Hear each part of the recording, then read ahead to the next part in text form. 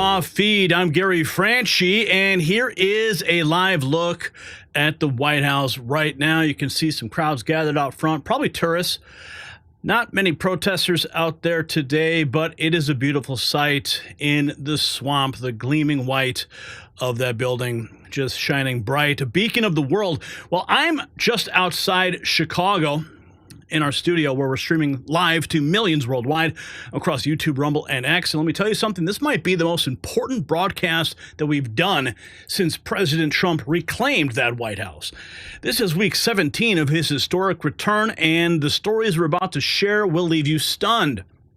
Before we dive in, do me a favor, take out your phone and text the stream link to 3 people that you trust. Why?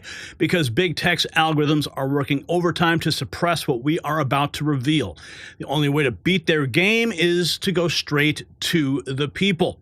And speaking of beating the system, one thing that sets the Raw Feed apart is how we interact with you, our viewers, in real time. Your super chats and Rumble rants don't just disappear into the void. We actually feature them on screen for the world to see. Your voice actually matters here. In between segments, and maybe before the show kicks off, we'll be sharing some of your reaction to today's explosive developments. Now, what exactly are those developments? Well, we've uncovered some disturbing evidence about the timeline of Biden's cancer diagnosis that the mainstream media just won't touch. Dr. Stephen Quay says the math doesn't add up, and wait until you see the records. But that is just the beginning. President Trump has unveiled what he's calling the Golden Dome, a revolutionary missile defense shield that will protect every square inch of American soil. The details are extraordinary, and they are going to make a lot of people in Beijing and Moscow very, very nervous. We're also going to dive into that big, beautiful bill, the largest middle-class tax cut in American history. The numbers are staggering, and the impact on your wallet, well, let's just say the Democrats are in panic mode. And Project Homecoming, well, it's already transforming our immigration landscape. We've got the exclusive footage you won't see anywhere else. But here's the thing, bringing you this kind of unfiltered truth is not easy. The powers that be would love nothing more than to shut us down. That's why we need your support. So check the description below this video and make a donation to help keep real journalism alive. And while you're at it, you can head over to shop.nextnewsnetwork.com and check out our exclusive Next News merch that lets you wear your commitment to truth proudly. Plus, when you join our YouTube channel memberships, you unlock exclusive access to our team, behind-the-scenes content, and members-only 24/7 Discord chat. Now look, I've been in this game a long time, and I've never seen a news cycle quite like this. The stories we're about to share will fundamentally change how you see what's happening in this country, so don't go anywhere. Our producers are already lighting up my earpiece with updates, the super chats rolling in, and we're going to feature your reactions throughout the show. Remember, you can follow us on Rumble and X, even Instagram and LinkedIn. That's right. We are streaming live on those platforms to get every angle of these developing stories. The left won't want you to hear any of this. The mainstream media will try to bury it. But here on the Raw Feed, we deal in facts. Hard, uncomfortable, explosive facts. So buckle up, Patriots. It's going to be one hell of a ride tonight. And you're right along with me. Let's welcome you to the show. Who is here? The Great Conspiracy. Good day, friends. Villain is here. Tom B420. Mrs. Podhead Kenny in the house. We got Karen Finley. Jeremy Olson. Loyalty to Truth. Vitamin Me to Viga Jabidin. We got Rachel in the house. Patrick Lemire in the house. We're also streaming on X. I want to make sure for all of our X viewers right now, even if you're not an X viewer, if you're watching on YouTube, just head on over to X real quick and hit repost on this. We want this to go supernova. You guys hold the power in your thumb by just hitting share. Who else? Rachel Laurent. Remember, when you sound off in the comments or the chat, let us know where you're watching from. What kind of device? You don't got to give away specific details. We just want everybody to know just how big the Next News family is because you are a part of it. Who else is in the house? Let's take a look. Keep going through the chat. Papa Renegade in the house. Lord Rhodius is here. NYNJ65 in the house. Deport Illegals Now is here as well. Washko Accountability in the house. Lewis Bartlett's here. R. Boyd, what's up? Robert Dawson, it all started when I was born, is here as well. Hello from home in New Hampshire. Velvet Lace is here. What's up, Velvet? Look at all those green hearts. Very nice to see you. Sue Hammond in the house. Sure you in the house, wielding the wrench of truth. Watch out. You don't want to get hit by that. Todd Woodkowski is here. Todd, we've been waiting for you, man. Where have you been? Great to have you. Eddie Gray, Shelley Davis. R. Boyd has just confirmed the share on X. That is what it's all about, folks. Jeanette Johnson is here. Noobs No More Clan in the house. Archie Bunker is here. Michael Jones, what's up to you? Armin Boucher. Lamb's Grace, Curio 23. Rachel Laurent in Nashville. I love Nashville. I love Tennessee. I love Georgia. I'm a Southern boy at heart, even though I'm stuck up here in Yankee land behind enemy lines in Illinois. Sparky's Run is here. Franklin Morrison. Who else? Michael Barasto in Pennsylvania. What's up? What's up with the Bush? You got a Bush profile icon? Yeah. We don't take kindly to neocons around here, buddy. So watch your back. Who else is in the house? Irving! What's up, Irving? Good to see you as well. Reporting for Beauty from New York City. New York City! Mary Swick's also in New York. Who else is in the house? Debbie Boast. This is going to be an awesome raw feed. She can feel it too, can't you? Duty to Rebel. Yes, dropping hot facts today, y'all. And if you haven't been following us on X, that's where you'll get a sneak peek of some of the content that we'll be featuring tonight.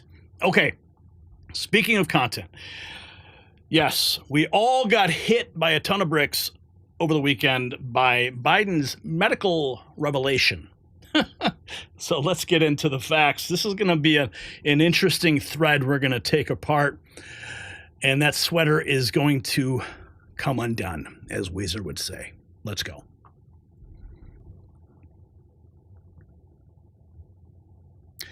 Something isn't adding up in the White House medical office, and what we're about to reveal will shake Washington to its core. A renowned oncologist has uncovered a timeline that's about to shatter the official narrative. The pieces of this puzzle paint a very disturbing picture, one that explains why congressional investigators are now demanding answers. And wait until you hear what a former White House physician revealed. What started as a routine inquiry has now exploded into something far more serious. The implications, well, they go straight to the heart of our constitutional system. So don't look away, because this report changes everything. Now, here's the hard truth. Every 6 years, your dollar loses half its buying power. That means $100,000 savings account today could feel like $50,000 by 2031. And you see it every time you fill up your tank. You buy groceries or pay the bills. Prices up, dollars down. But there's a simple way to protect your value of your savings with something that's real, something proven. I'm talking about gold, an asset that holds its value over time. And that's why I trust Noble Gold Investments. They're my buddies, and they make it simple to protect your savings with physical gold or silver. No high-pressure sales, no call centers, just honest guidance. Yeah, and they actually speak English on the phone. Now, they've got one-on-one support, transparent pricing, and right now, when you open a qualified account, Noble Gold will send you a free 10-ounce silver American flag bar as a thank you. So head to nextnewsgold.com or call that number on the screen, 877-646-5347. And when you talk to Colin, tell him that Gary Franchi at Next News Network sent you. Even if you're not going to buy, just call him and say hello. They'd love to hear from you. Okay. Now, we all got hit over the head this weekend by this revelation that Joe Biden suddenly has cancer. Now, as I tried to wrap my head around the news, I said, well, this is just one more lie to add to the pile. And as I investigated deeper and deeper and watched the reactions on the mainstream media, the picture became crystal clear.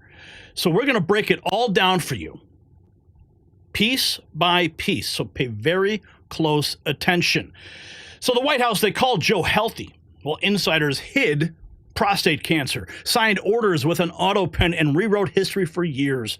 So brace yourself. The truth bombs are about to rock Washington, D.C., and we're breaking it all down.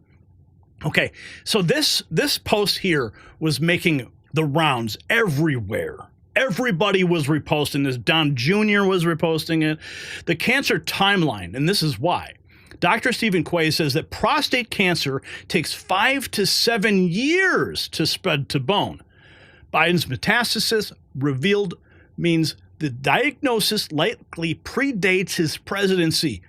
Missing PSA records, that is the marker they look for in your blood test.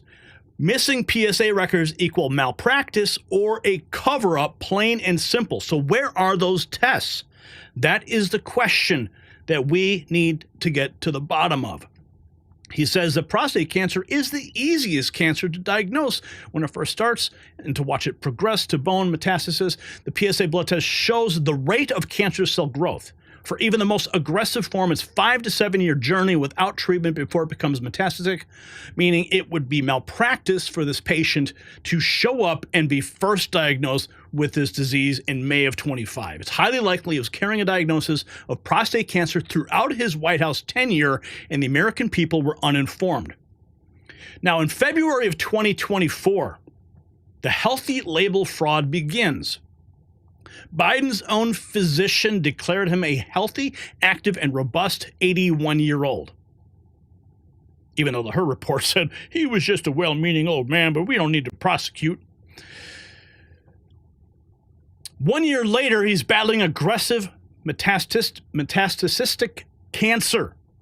That glowing report now looks like political theater scripted for re-election optics. Pure deception. Here is the report. I want to share with you the background of why Dr. Kennard visited the White House. Yeah, this is the whole report here. We've got it on our thread. This thread has already gone super viral. You can read it in detail. But to sum it up, they declared him healthy, active, and robust. But then there was the mobility crisis, July 2024. You can see it right here, showing Biden struggling up the short aircraft stairs, barely lifting his feet. Corporate media mocked us all for sharing what they called cheap fakes. Today's diagnosis proves those stumbles were warning signs, not right-wing fiction. Yeah, watch it again. I mean, this is just one of those battles with the stairs. Now, I hear a lot of people on X, all across the web. What are they saying? They're saying F Joe Biden. They don't care. You know, listen, this is a human being. I wish this man all the best in his future, even if it's in a prison cell. Okay? So all the people that are screaming, you know, that they wish him the worst, I disagree. I mean, an orange jumpsuit or whoever was aiding and abetting this crime to cover up his health, they deserve it too. Media muzzles the doubts. CNN on cue wheeled out Obama whisperer David Axelrod to say chatter about Biden's decline should be muted. Translation, hide the truth while the campaign scrambles. Their spin collapsed less than 24 hours later with the bombshell. His medical condition now, his announced medical condition now, do you believe that silences or delays a lot of conversations about his, last year and a half of his presidency for now? Yeah, well, I mean, I think those conversations are going to happen, but they should be more muted and set aside for now as he's struggling through this. His medical condition now, his announced medical condition. And it continues. The staged, managed spectacle. Jill Biden literally dragged Joe onto The View a few days ago, interrupting answers, feeding lines while he gasped for breath on live TV. America saw elder abuse in real time, and now we know cancer was ravaging him. Then, well, how far will she go? Well, you know, she propped him up. She came out. She wanted to be the president. I mean, Biden even put her at the head of the table at cabinet meetings, let her run the show. What Joe Biden's family did to this man is absolutely disgraceful. So right here in this moment on The View, they knew. They knew the whole time. Let's watch. Mr. President, since you left office, there have been a number of books that have come out, deeply sourced from Democratic sources, that claim in your final year there was a dramatic decline in your cognitive abilities. In the final year of your presidency, what is your response to these allegations, or are these sources wrong? They are wrong. There's nothing to sustain that. Number one. Number two, you know, think of what we were left with. We were left with a circumstance where we had an insurrection when I started. Not since the Civil War. We had a circumstance where we were in a position that the pandemic, because of the incompetence of the last outfit, end up over 1 million people dying. 1 million people dying. And we're also in a situation where we found ourselves unable to deal with a lot of just basic issues, and which I won't go into in the interest of time. And so we went to work, and we got it done. And you know, one of the things and Alyssa, you know, one of the things I think is that the people who wrote those books were not in the White House with us, and they didn't see how hard Joe worked every single day. I mean, actually, how hard you worked for him, Dr. Jill. He'd get up, he'd put in a full day, and then at night I'd be in bed, you know, reading my book, and he was still on the phone reading his briefings, working with staff. I mean, it was nonstop. It's the White House. Being president is not like a job. It's a lifestyle. It's a life that you live. You live it 24 hours a day. That phone can ring at 11 o'clock at night or 2 in the morning. It's constant. You never leave it. And Joe worked really hard. I think he was a great president. And if you look at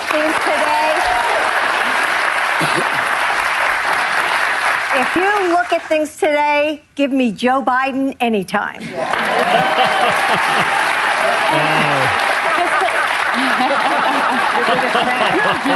That's worth the invitation to come to the show. Oh, thanks, Joe. That was really cute. And then the doctor blows the whistle.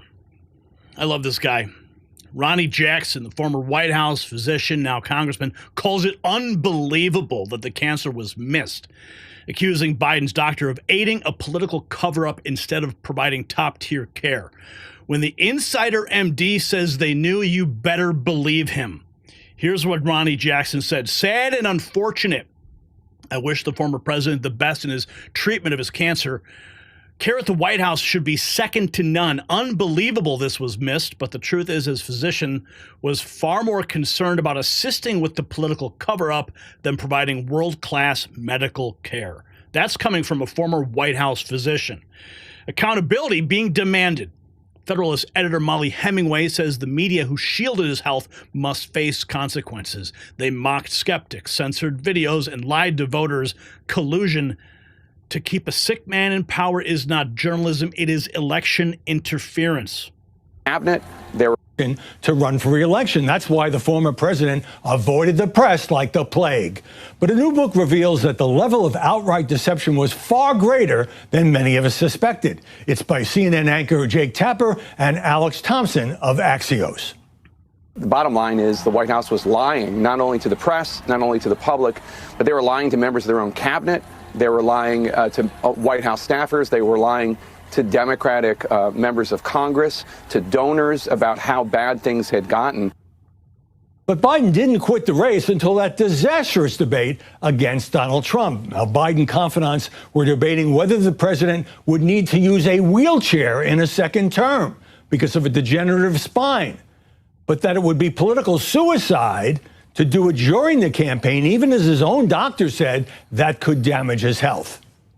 Now, sure, FDR was in a wheelchair, but at that time, the press agreed not to show any photographs that would be unimaginable today.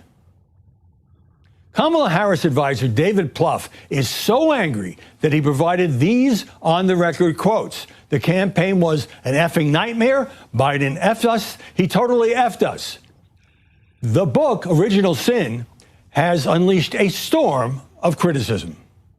There's nothing worse than a journalist claiming to uncover something that was obvious to any adult with decent eyesight and decent hearing.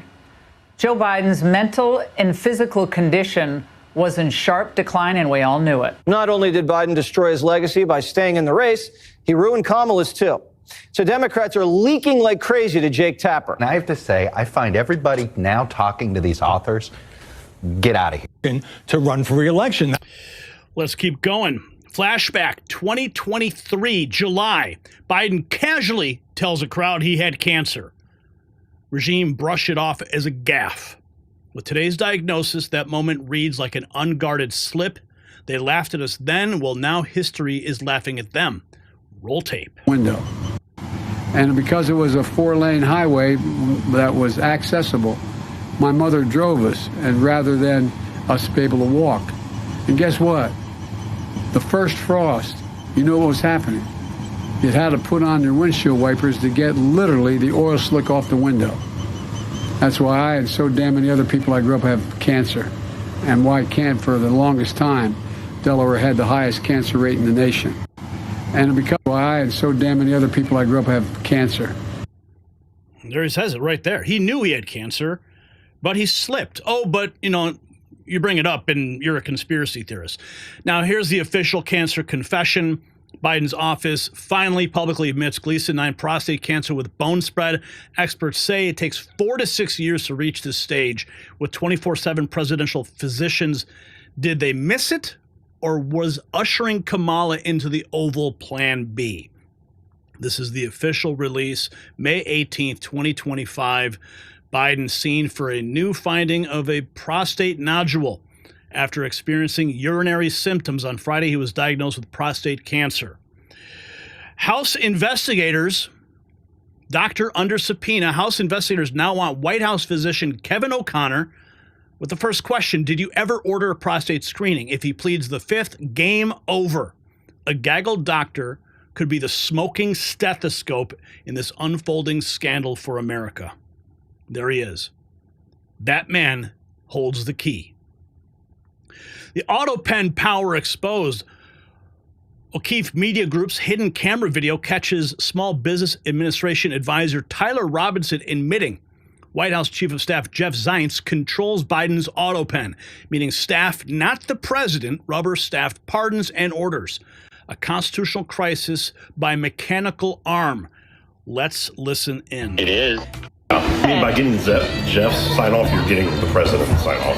Oh, this Jeff guy's powerful. Yeah. Realistically, they are, people call him like the second most powerful person in Washington. Let's go ahead and give Jeff Zients a call. I'm actually going to have my colleague do it from a different phone number. Here we go. Let's call Jeff Zients. Hello. Hi, is this Jeff? It is. Hey, Jeff, this is I'm a journalist with O'Keefe Media Group. I want to get your comment on a story we're going to be running with the White House. If you had a few moments, if you don't mind. What's the story? He runs the White House. He runs the White House. Like, he's responsible for everybody that works there. He helps set the president's agenda. Like, controls what gets said, all that stuff. Is Jeff more powerful than Harris? In some ways, yes. In some ways, no. And is Jeff more powerful than Kamala? Like, not legally, but. So I have a subject in your branch of government, and he's talking about how, quote, you're the most powerful person at the White House compared to the vice president. Are you more powerful than the VP? I'm not interested in this story. Thank you. Sir, I'd like your comment on that. The American people would like to know. Who would you say is the most powerful person at the White House? Jeff. Jeff? Yeah. Jeff is the most powerful person at the White House. Other than like the president. So all buck stops, like all roads lead to Jeff. Jeff and the president. Yeah. Sir. Sir. No comment. Sorry. Sir, can you answer the question? The American people are interested. Are you, this is a source I'm not going to reveal, are you the more powerful than the vice president? Why is he so stealth? This is kind of a role. Because that gives him more power. Yeah. More like ability to do things, get things done. Yeah. He says this. He says, who's the most powerful? Oh, he hung up. It's White House Chief of Staff. What an intrepid undercover citizen journalist. What an intrepid person. I know you're listening. I can't say what your name is. But great work once again. Citizen journalists, American swipers meeting with people in Washington, D.C.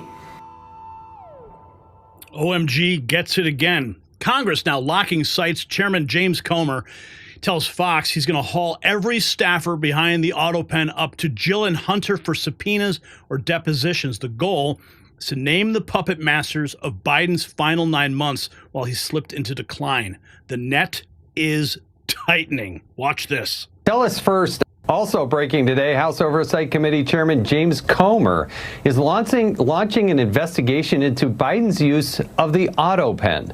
Chairman Comer joins us now with the latest. All right, Chairman, you got your hands full. Tell us first about what you announced earlier today about what you're doing with the auto pen, because I do some work with the Oversight Project. They were on this early, but you are going and looking at who was controlling this auto pen, because Joe Biden, I mean, he's demonstrating that he doesn't have all the cognitive capabilities they had. That interview was from 2023. Yeah. That's hard evidence. Early into President Biden's term as president, it clearly shows that he was in significant mental decline. It questions who was actually making the decisions. So what we found is not just with the pardons he issued, but many of the executive orders that the courts are now using to Trump-proof many of the executive orders that President Trump is trying to implement to make government more efficient. Many of these executive orders, as well as the pardons of Biden's entire family as a result of our investigation, these were all signed with the auto pen. And clearly from that interview, which was many, many months prior to the heavy use of the auto pen, Joe Biden wasn't capable of making decisions. He wasn't coherent. We think we've identified who the staffers are. Jason, you all have done great work with that over at Heritage Oversight. We're going to bring everyone that we believe was involved in any role in the use of the auto pen. We're going to invite them to come in for a transcribed interview. If they want, then they will receive a subpoena and they will have a full-blown deposition. But we want to find out who was actually making the decisions in the White House during the last 9 months of the Biden administration when he was clearly in mental decline. And what do you make, where do we go next in terms of your investigation? There are senior staff there, starting with Jill Biden, right, the First Lady. You have the Chief of Staff. You have Neera Tanden, who had these dual responsibilities and perhaps was in control of the auto pen. You have the Cabinet. You have other senior staff that are interacting with them, but they were routinely directed and told us that Joe Biden, who was of clear cognitive capability, that he was sharp as a tack. And yet they went after and criticized Special Counsel Hur for his questioning and coming up with a summary that says, yeah, this is an old man who really has a hard time. Yeah, I mean, that was breathtaking. That was her being nice to Joe Biden, but warning America, look, we've got a serious issue here with the President of the United States. Anytime people like me or Jim Jordan raise the question publicly whether or not Joe Biden was fit to serve as president, people like Jake Tapper and people in the legacy media attacked us. They called us insincere, rude, just the worst names in the world. Now they've all turned on a dime, and they're doing what we knew all along. They're trying to say, oh, there was a cover-up. Someone covered up. We know there was a cover-up. The media, as usual, the legacy media is late to the game. What we want to know is who was in the ringleader of the cover-up, but who was making the decisions. I mean, there were some major decisions made by Joe Biden, especially in the last 3 months of his administration. Who made those decisions? Somebody has to give the authority to use the auto pen. Obviously, Joe Biden wasn't the one that stuck the papers and the pardons in the auto pen. Some staffer did that. Who authorized the staffer to do that? There's no paper trail. There's no evidence that we found that person was Joe Biden. So we're looking at the senior officials, and don't rule out Hunter Biden. He spent a lot of time in the Oval Office in the last 3 months. We know that from press accounts and from sources that were involved in the inner workings of the White House then. Chairman Comer, one last question. That is about this interview, the Secret Service getting involved, bringing in, doing. Okay, let's keep going. Now, Trump firing off a warning shot. Trump's Truth Social blast, whoever wielded the auto pen rigged 2020 and pardoned J6 Select Committee pals. He declares the fight is only beginning. When 90 million MAGA followers hear this story, buckle up. The base just got new ammunition. Whoever had control of the auto pen is looking to be a bigger and bigger scandal by the moment it's a major part of the real crime. That the presidential election of 2020 was rigged and stolen. Millions and millions of people who knew that, but the radical left Democrats waged a campaign of inoculation and innocence like none had ever been waged before. This is why the Unselect Committee of Political Thugs, who were given a full and complete pardon by the person who wielded the now illegally used auto pen, deleted and destroyed all evidence and information from their corrupt and vicious witch hunt against me and many other people whose lives were completely shattered and destroyed by this historically criminal event. Remember, it all began with dirty cop James Comey, Obama, a hapless and cognitively impaired sleepy Joe Biden, and my now very famous accusation they spied on my campaign. Whoever had control of the auto pen is just the beginning. The biggest crime of all is the 2020 presidential election was rigged. I, MAGA, won the election by millions of votes, and everyone knows it. God bless America, for the fight has just begun. And of course, the timing of everything smells very fishy. Critics note the cancer revelation dropped just days after the Her tape hysteria exposing Biden's classified docs' memory gaps. Health bombshell conveniently knocks the scandal off the Chiron. Coordinated distraction or cosmic coincidence? You decide. Now, I'm not going to play this whole clip. We've played it before, but let's just get another taste of it, how bad it was. During this time, we were living in Chambers Road, and there were documents related to the Penn Biden Center or the Biden or the cancer booster shot or your book. Where did you keep papers that related to those things that you were actively working on? Well, I don't know. This is what, 2017, 18, that area? Yes, sir. Remember, in this time frame, my son is either been deployed or is dying.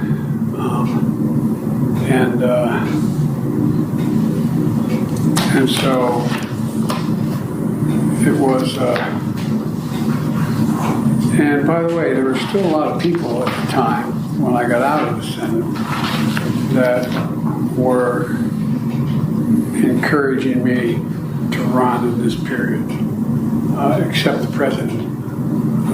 I'm not a mean thing to say. I mean, he just thought that she had a better shot of winning the presidency than I did. And so I hadn't at this point, even though I'm at Penn, I hadn't walked away from the idea that I might run for office again. If I ran again, I'd be running for president. And so what was happening though, one month ago died. May 30th, 2018. Was it 2015 he died? 2015. I think it's 2015. You could hear Jill Biden in the background prompting him. The family power play. Jill Biden striding off Air Force One and designer leather and lattice stockings while whispering campaign orders proof she runs the show. Combine that with Dr. Silence and Hunter's Oval visit, and you see a first family factory running the presidency. Who can remember this picture, right? So we've got more. The leads surfacing. We found more revelations exposing the medical cover-up, the political spin, the top urologist calling it unheard of. The rabbit hole goes even deeper. New receipts drop as this investigation explodes. The torch is lit. Expert calling it a cover-up.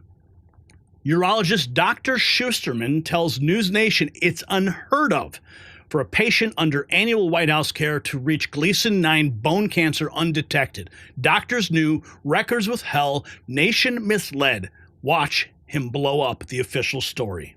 Bone pain. It's very unlikely that someone could get annual checkups and not notice a PSA elevation over the past, but this is what I typically would see in a VA hospital where a patient hasn't had medical attention in 10 years, presents to an emergency room with bone pain, and then they find that it's metastatic prostate cancer. But in the modern age of medicine, especially the fact that he was a former president, he had intensive state-of-the-art, care where we can see prostate cancer, 10 years in the past. So this is, it's very unusual to hear that someone has prostate cancer where they're annually being followed up. And the fact that we just find it at a Gleason 9 is just pretty much unheard of in this day and age of medicine. Even in the, even in the inner city populations, we wouldn't see it. So you're saying it's very unlikely. Oh yeah, it keeps going. Donald Trump demanding nullification, torching Biden's doctor for hiding stage 9 cancer and ripping the auto pen scheme. Who signed the orders? He vows publicly that every pardon and executive action rubber stamped while Joe was ill must be wiped clean. Watch the blast. Yeah. Given to everybody, but it's given just about, and it takes a long time to get to that situation. Now, I think, to get to a stage 9, I think that if you take a look, it's the same doctor that said that Joe was cognitively fine. There was nothing wrong with him. Well, he said, if it's the same doctor, he said there was nothing wrong there, and that's being proven to be a sad situation. And the auto pen is becoming a very big deal. The auto pen is becoming a big deal because it seems like that maybe was the president who ever operated the auto pen.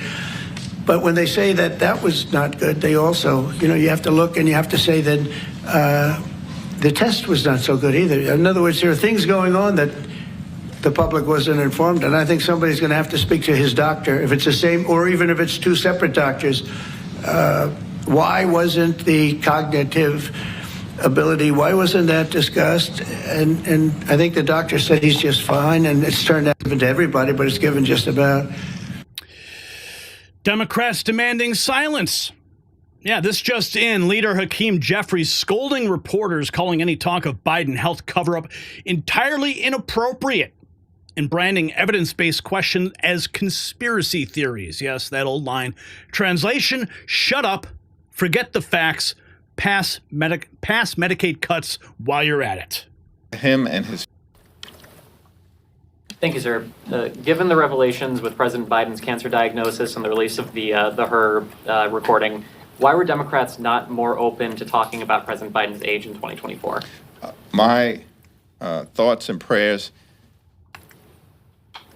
have been extended to President Biden. It's a painful moment for him and his family. It's a very serious diagnosis. My expectation that President Biden is going to meet this moment with the courage and resilience that he's consistently shown.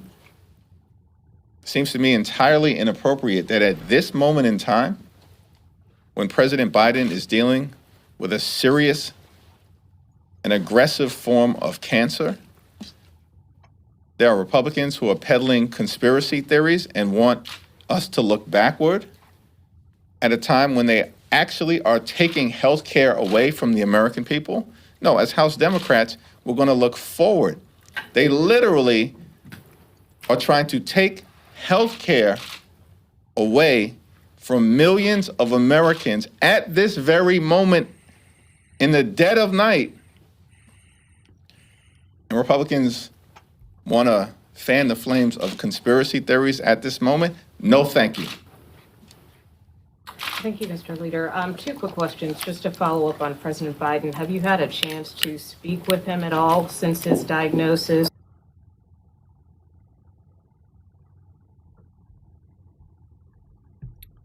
Oh, hang on. It looks like Or it. do There you you go. intend to?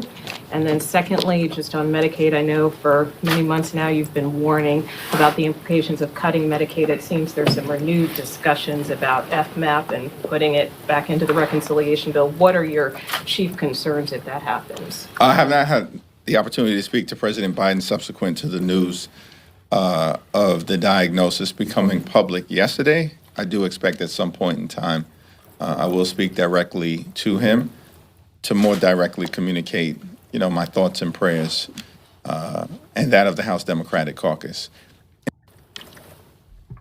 Thank you, sir. Thank you, sir.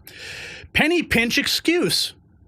CBS medical contributor Dr. Celine Gounder, ex-Biden transition team member, claims the docs skipped the PSA test to save money.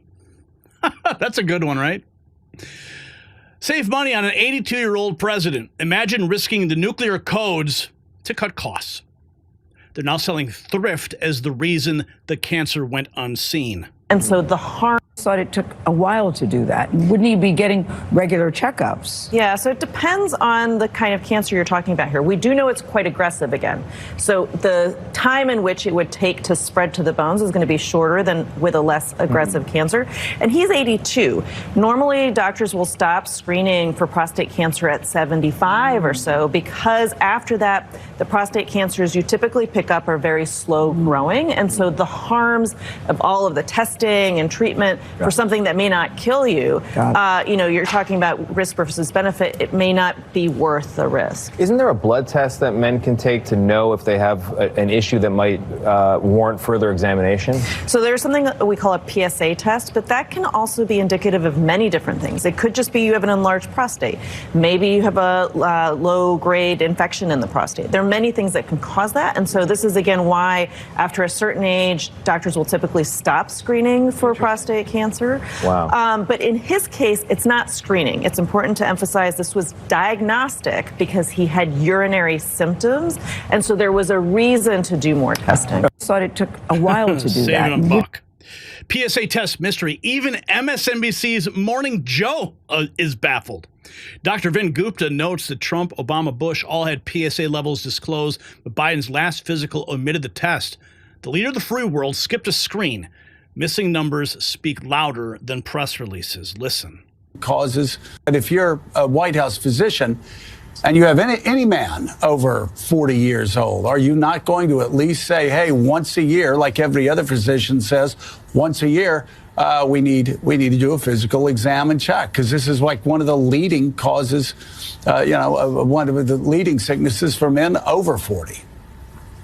Yeah, I mean, Joe, I think 100%. And, did they do a digital rectal exam to assess his prostate? Again, typically that's done in the presence of symptoms. To your point, he's the leader of the free world. Did they do it and not characterize it?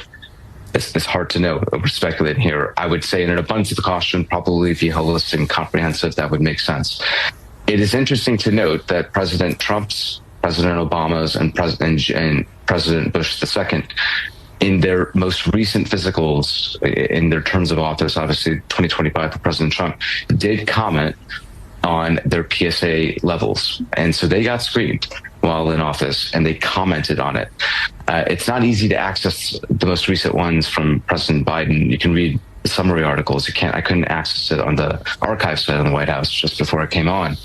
But according to those that were able to, there is not a report of a PSA test on the most recent physical that was read out for President Biden's last year in office. And so it's to say what was done, what was not done, you and I would be speculating, but the other three most recent occupants of the White House had it drawn and it was reported out. And if you're a White House physician, the fact that this is being discussed on MSNBC blows my mind. And even more. Dr. Zeke Emanuel, yes, Rahm Emanuel's brother. You remember Rahm Emanuel, right? Obama's former chief of staff. He told MSNBC Biden had it while he was president. This on MSNBC, probably at the start of 2021. Even Scarborough speechless. Official narrative just melted. Cancer timeline proves presidency ran on borrowed health. Speculation, if this prostate cancer has spread to the bone, that he could have had it for up to a decade, but certainly it's likely. Would it be fair to say it's likely to have had this for at least several years? Oh, more than several years. You don't get prostate cancer. So again, I just want to stop you. So this is not speculation. If you have prostate cancer that is spread to the bone, then he's most certainly, you were saying, had it when he was president of the United States. Oh, yeah. He did not develop it in the last 100, 200 days. He had it while he was president. He probably had it at the start of his presidency in 2021. Yes, that I don't think there's any disagreement about that. And I'm just curious again, if your doctor to a president of the United States that is a male, that is an older man, would a prostate test, and again, we're just talking about a PSA screening, a blood test that you could do along with all the other blood tests. It's not even that it would be intrusive.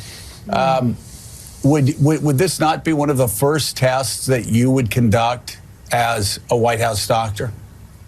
If you're a White House doctor in this situation, I think you would certainly discuss it with the president and talk about the pros and cons. I think if you then ask, well, if President Biden says, well, if I'm your father, which patients often do, what would you recommend? I think the fact is that most White House doctors would recommend getting the test. And again, the evidence is, look at President Obama, President Bush, younger than President Biden, and they both got this prostate cancer has spread to Rahm Emanuel's brother on MSNBC making that declaration. So there you have it.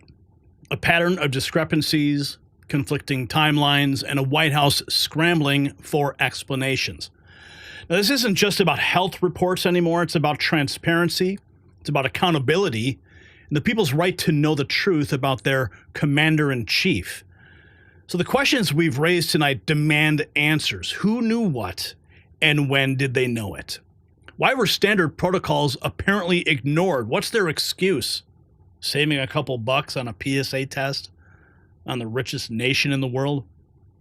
And most importantly, what aren't they telling us? Share your thoughts in the comments below. We want to hear your take on this developing story. And while you're in the comments, check the description and head to shop.nextnewsnetwork.com to support real independent journalism. All right, taking another live look at the White House right now. You can see, yes, people still gathered, tourists gathering. Fountain is lit up. Beautiful scene right there at the White House. Always a beautiful sight.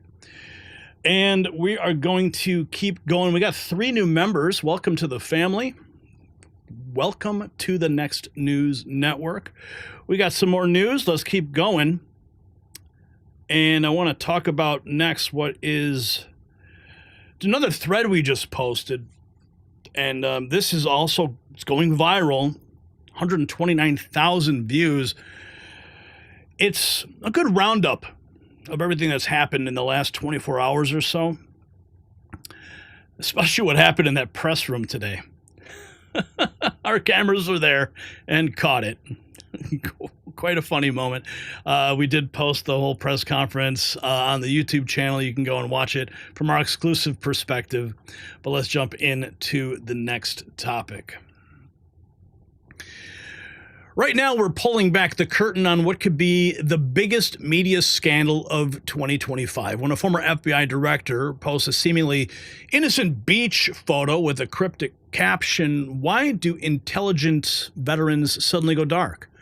What's the real meaning behind the number 86 that has Washington insiders in a panic?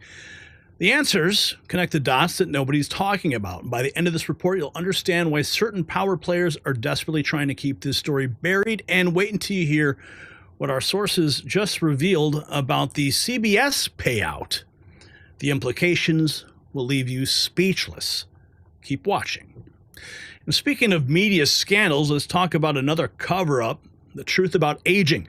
While they push expensive creams and treatments, one simple solution is being ignored. A groundbreaking 2024 study shows that specific types of collagen can dramatically transform your skin's appearance. That's why I trust this multi-collagen formula. It's backed by real science, not hype. Visit healthwithgary.com to get 51% off during our special promotion. Plus, you'll receive free VIP health coaching and our exclusive skincare guide. Don't let them hide the truth about looking younger naturally. So right now we're going to expose the Kids Day press antics that happened at the White House, billion-dollar settlements, Kamala's celeb cash, CBS in meltdown, and Trump's vow to smash waste, fraud, and abuse. Patriots deserve the receipts. Well, we're going to break it all down for you. Now, it started with President Trump on the South Lawn, just outside the White House doors, breaking into the YMCA groove while a Marine band pounds the beat. Kids screaming, cameras whirling, pundits scowl, joy wins. Watch the flags ripple.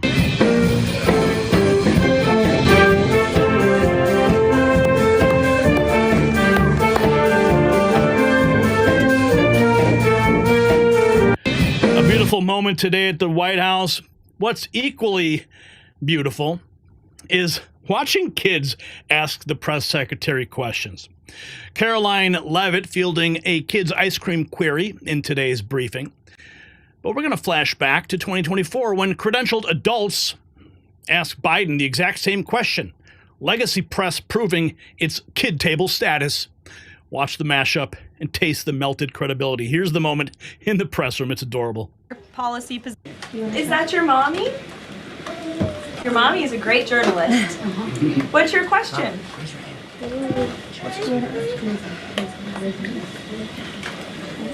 What's Donald Trump's favorite ice cream? He wants to know. Ooh. I have seen the president eat ice cream sundaes before with chocolate sauce and some toppings too. Raise your hand if you like ice cream sundaes. It's a very popular policy position to have. Yes, very good. Is that okay, your mom? Now let's take a look at this moment from 2024. See, the irony here is you've got kids asking the press secretary a question about ice cream. You expect that from children. You don't expect that from credentialed press. Joe Biden, 2024. Chocolate chip. Oh, yeah. What is your message? Chocolate chip. Yeah. What kind of ice cream are you eating there, Joe?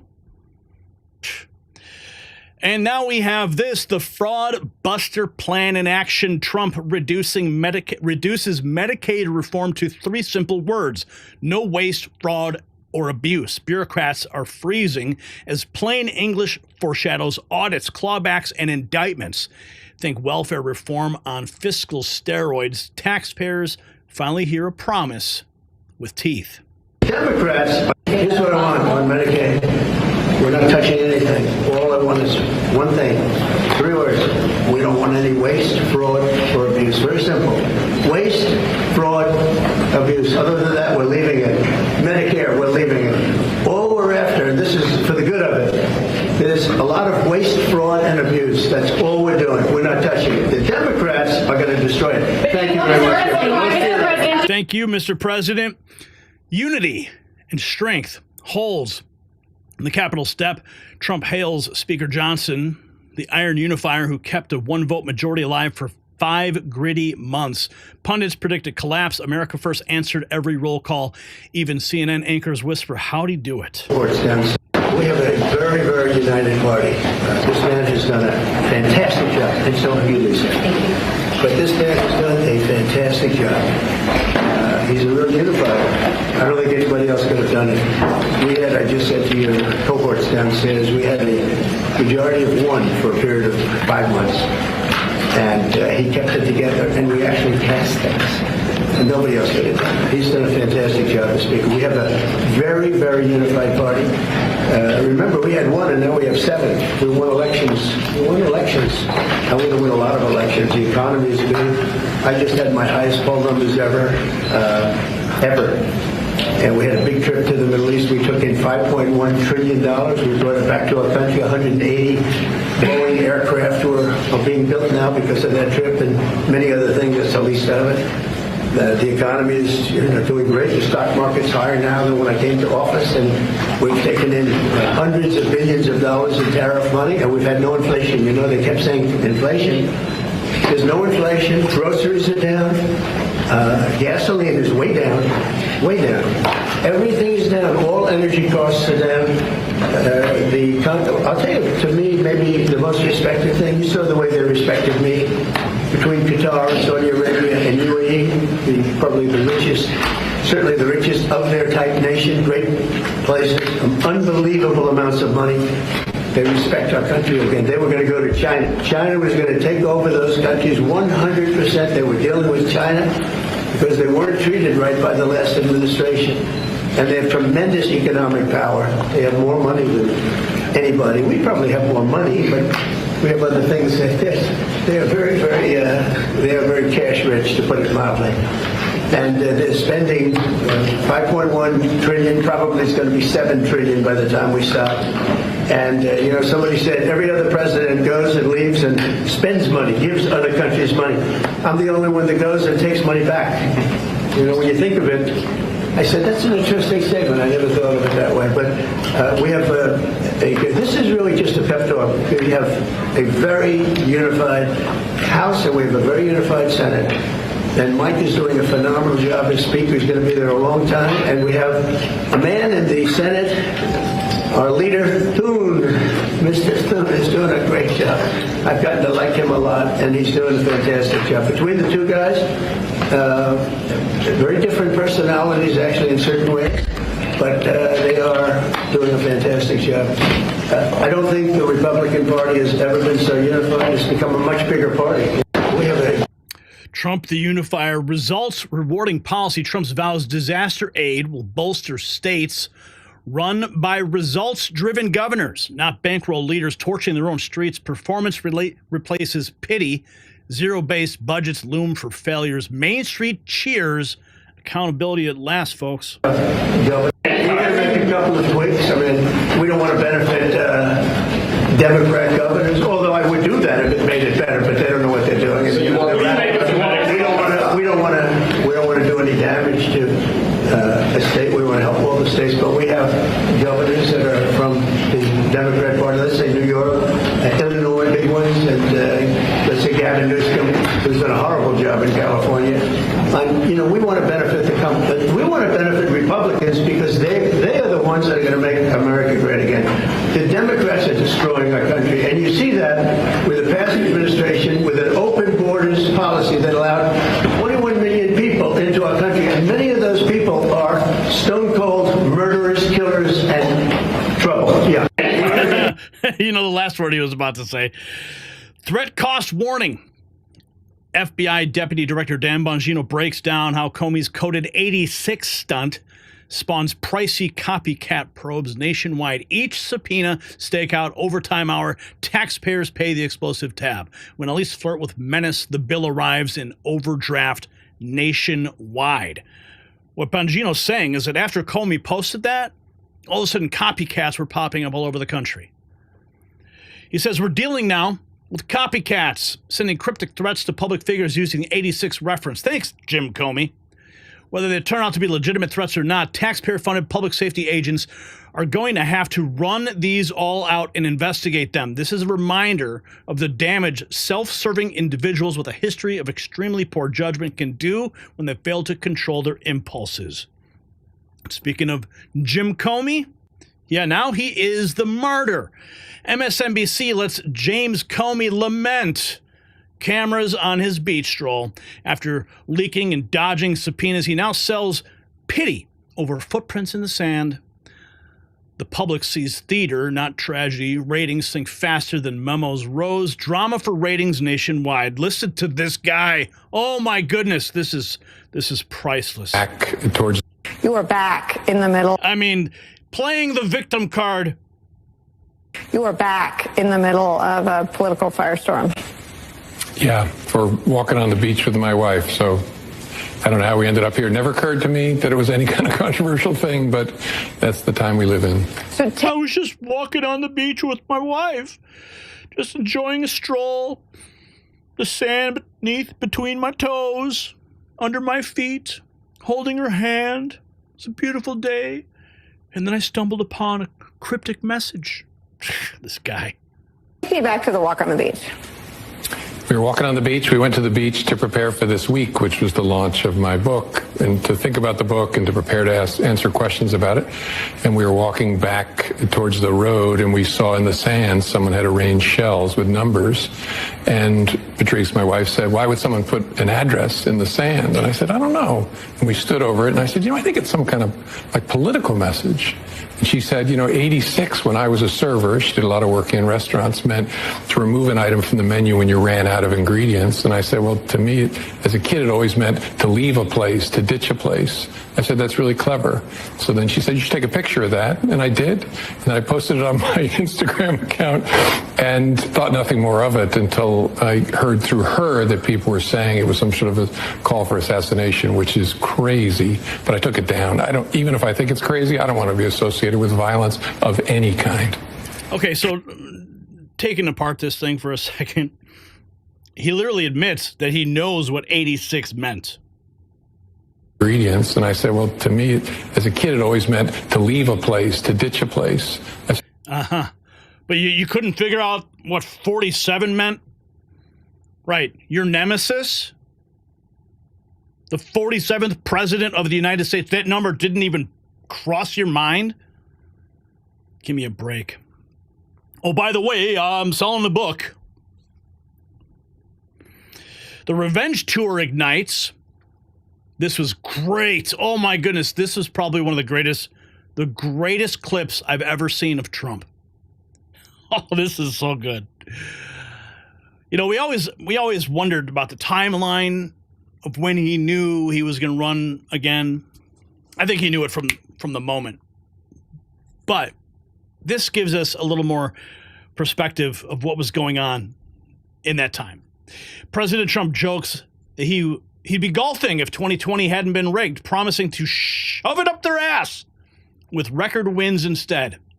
Listen to this. And we got the Olympics, and then we got through Johnny, who's the boss. He's a friend of mine. We got the World Cup. I got them both, and I said, man, I won't be president. I got the Olympics and the World Cup, and I won't be president. And they're going to forget that I got them. Nobody's going to mention it because, a little bit that's the way life is. And then they rigged the election. And then I said, you know what I'll do? I'll run again, and I'll shove it up their ass.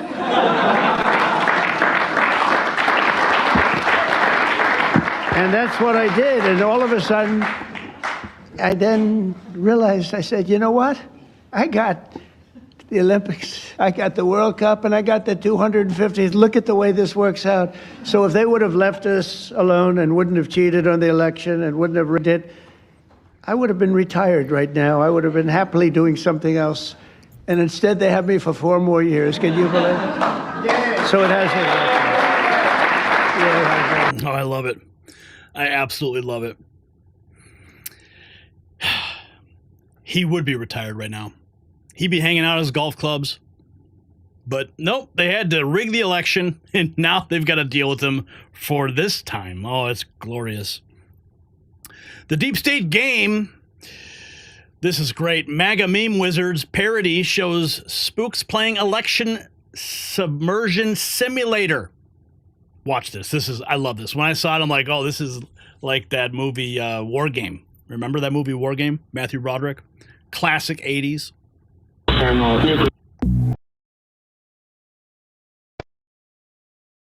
Shall we play a game? How about global thermonuclear war.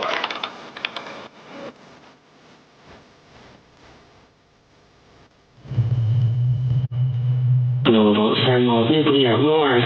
No. Let's play Election Submersion Simulator 2024. By June, the Trump campaign knew. The data showed a landslide. So did the deep state. With assassinations failed, Plan B was activated.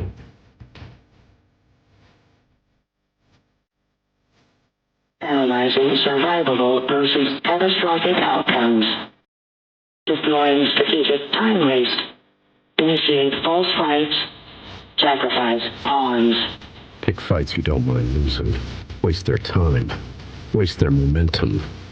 Ever wonder why victories are dragged out for years? Why Dems fight to the death for MS-13, even when they know it's a loser? Would the Massachusetts State Police assist in mass deportations? No, absolutely not. We are not cooperating with those efforts that actually threaten the safety of everyone by causing widespread fear. We're not going to cooperate. We're not going to ask our police force to serve as ICE agents. We're going to have to lead a much larger movement against this future president. The city of Los Angeles will not participate in any collaboration with ICE. I'm just a Matthew Dexter here, coming to you from El Salvador. I flew here last night with 3 of my colleagues to demand that Quay Garcia be released. It's not about beating Trump. It's about running out his clock. Doge was this close to unlocking everything until the lawsuits buried it. It's not a mistake, it's a strategy. No path to victory, only delay, delay, delay.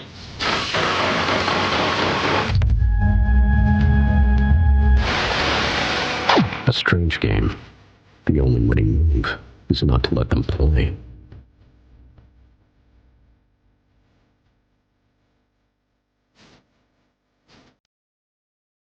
I don't know how those guys do it, man, but they really kick butt with all the videos and memes they put out. But let's move on to that jet. Remember that 747?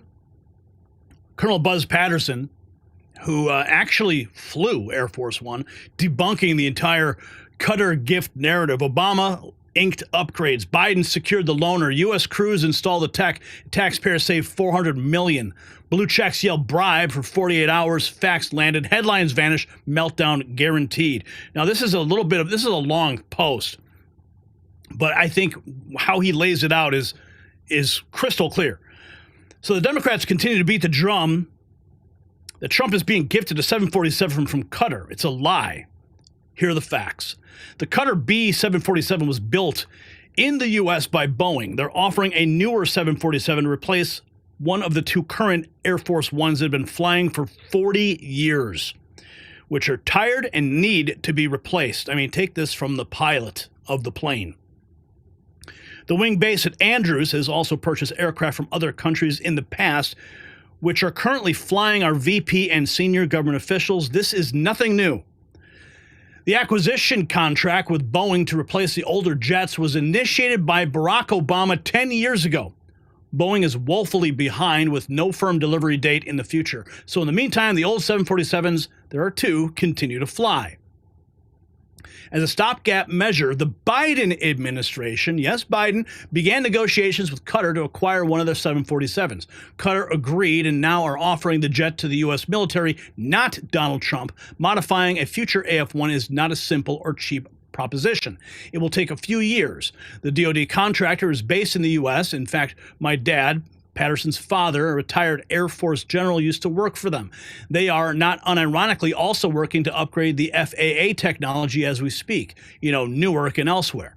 They will get the aircraft and perform all the security and the installation of the systems that AF-1 requires to safely move our president around the world. Not the Qataris. And you and I will pay for that, but not the $400 million the 747 would normally cost. I could tell you exactly what is required to modify the AF-1 for safe flight, but that is top secret. We'd never trust a foreign government to do that. This Air Force One will serve the sitting president, whether they be Republican or Democrat, until Boeing gets their shit together to complete the new upcoming improved 747s that started under Obama, was renegotiated under Trump, and was completely ignored by the Biden administration. So here we are.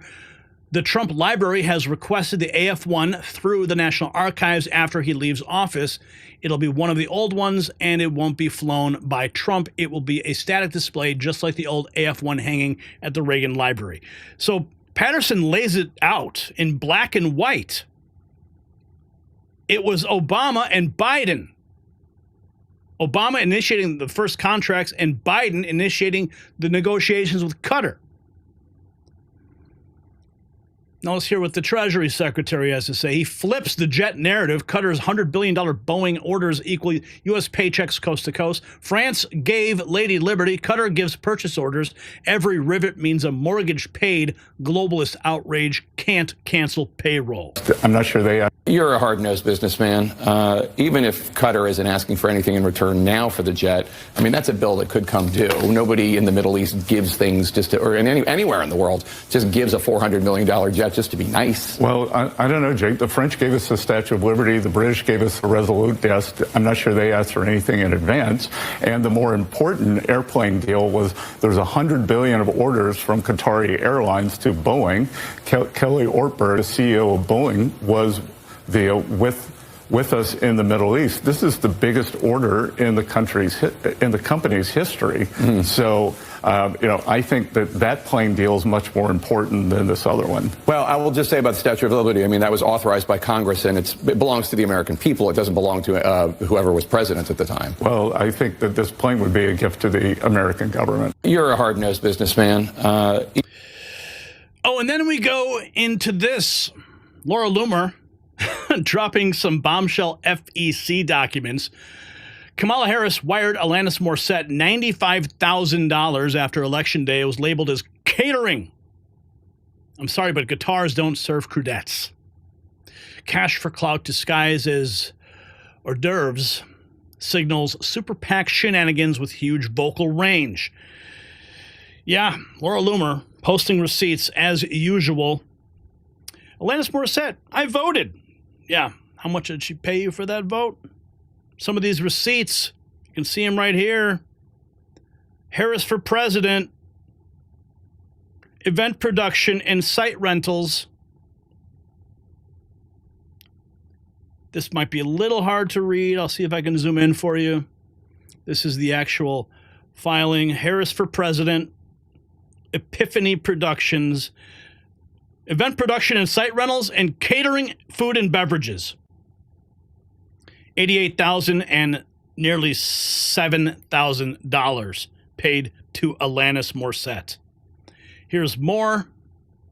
State of California, statement of information on the corporation. Who runs Epiphany? Alanis Morissette, right there. Yeah, we're going to keep digging up more crap following that money trail, and so was President Trump. Oh, he was on a tear. 1:34 a.m., Truth Social post, Trump demands receipts for Springsteen, Oprah, Bono payouts. Hype fees or hush fees. DOJ raids MAGA SWAT, yet ignores celeb checks. Congress sharpening subpoenas. Kamala HQ braces for relentless forensic accounting fireworks. President Trump. How much did Kamala Harris pay Bruce Springsteen for his poor performance during her campaign for president? Why did he accept that money if she's such a fan, if he's such a fan of hers? Isn't that a major and illegal campaign contribution? What about Beyonce? And how much went to Oprah and Bono? I'm going to call for a major investigation into this matter. Candidates aren't allowed to pay for endorsements, which is what Kamala did under the guise of paying for entertainment. In addition, this was a very expensive and desperate effort to artificially build up her sparse crowds. It's not legal for these unpatriotic entertainers. This was just a corrupt and unlawful way to capitalize on a broken system. Thank you for your attention to this matter. He keeps going. Insiders whisper Beyonce bankrolled $11 million for a 60-second Kamala plug. No song, just politics. Codename Project Halo, signed after primary turnout catered. If this isn't an undeclared super PAC, FEC better spell why quickly. Hive buzz intensified. Here's more from Trump on True Social. According to news reports, Beyonce was paid $11 million to walk onto a stage, quickly endorse Kamala, and walk off to loud booing for never having performed not even a song. Remember, the Democrats and Kamala illegally paid her millions of dollars for doing nothing other than giving Kamala a full-throated endorsement. This is an illegal election scam at the highest level. It's an illegal campaign contribution. Bruce Springsteen, Oprah, Bono, and perhaps many others have a lot of splaining to do. So he's calling for an investigation. Yeah, retribution is a bitch. And speaking of retribution, fake news pays. Sources say CBS is readying a $30 to $50 million check to Dodge Discovery over 60 Minutes edits. Execs dread the Slack logs proving malice, so they cut paper before depositions roll. When lies meets lawsuits, balance sheets gush red ink, bleeding credibility forever. And here is Jake Tapper. He tweets, a source close to negotiations tells me Paramount CBS could settle with President Trump for as much as $30 to $50 million. He was quote tweeting Alex Sherman. He says, I've got a lot more detail on Winnie McMahon stepping down from CBS News. She didn't quit on her own. CBS co-CEO asked for her resignation on Saturday. There have been weeks of increasing tensions between the Paramount board over 60 Minutes programming. Network surrender. CBS acts President Wendy McMahon dangled $20 million hush case as Trump's colossal $10 billion defamation suit looms. Stock slides, morale tanks, and viewers bolt for alt media where context isn't clipped. The reckoning is televised live and uncut for history. Oh, and we might as well just play this because this is part of history. The raw 60 Minutes tape hits the net. Splicing CBS edits against the full 47-minute exchange. Sunlight torches the narrative. Side by side, watching the trust migrate instantly. Or a result of many things. But it seems that Prime Minister Netanyahu is not listening. Well, Bill, the work that we have done has resulted in a number of movements in that region by Israel that were very much prompted by or a result of many things, including our advocacy for what needs to happen in the region. But it seems that Prime Minister Netanyahu is not listening. We are not going to stop pursuing what is necessary for the United States to be clear about where we stand on the need for this war to end. But it seems that Prime Minister... That's a really expensive edit. $20 to $50 million. Who made that call? Who made that call? Was it Kamala Harris? People putting pressure on 60 Minutes? Man, heads are rolling. Heads are rolling over there. Literally. CBS is done. But if you want the real news, you got to follow us. If this deep dive armed you against corporate spin, smash follow and join Next News Frontline. We hold White House hard pass credentials. Stand front row at briefings and drop receipts. The Beltway berries. Stick around. Disappointment is not on the schedule. There is yours truly at the White House. So the pieces all fit together now, right? Coordinated effort to manipulate public perception, billion-dollar settlements in the works in a deliberate attempt to maintain control of the narrative. But here's the real question that should keep all of us up at night. If they're willing to go this far to cover up this story, what else are they hiding? What other scandals are lurking beneath the surface waiting to be exposed? Leave your theories in the comments below because your opinion matters. And make sure you head to shop.nextnewsnetwork.com because real news deserves real support. You'll find it linked in the description. All right, I do want to give a shout out real quick here to Irving Sanguinetti. Very clever, my friend. Very clever. And as soon as that came in, I got a text message from Todd. He's like, dude, someone just donated $45.47. I think that's the first time I've seen someone do that. Nice. Nice coded message. Similar to the 8647, but no. 45. Much better. We got a new member, too. A watchman gifted a membership to Susan. Welcome to the family, Susan. Great to have you here. All right, we're going to move right along into our next topic of the evening. Got to talk about that big, beautiful bill. Oh, yes. Now, Todd, just real quick, I see some other stuff that's outside of the thread here. If you want to shoot me a message and let me know what you'd like me to do, I'd appreciate that.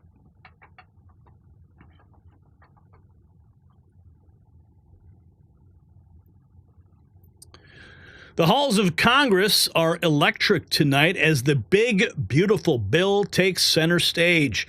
What's unfolding right now in plain sight as the Democrats in absolute panic. The numbers being exposed astronomical. The impact on your wallet revolutionary. While the left mounts a desperate last stand to protect their failed economic agenda, the freight train of prosperity can't be stopped. And by the end of this report, you'll understand why this could be the biggest economic transformation since Reagan, and why no amount of progressive opposition can derail what's coming. The countdown has begun, so stay with us.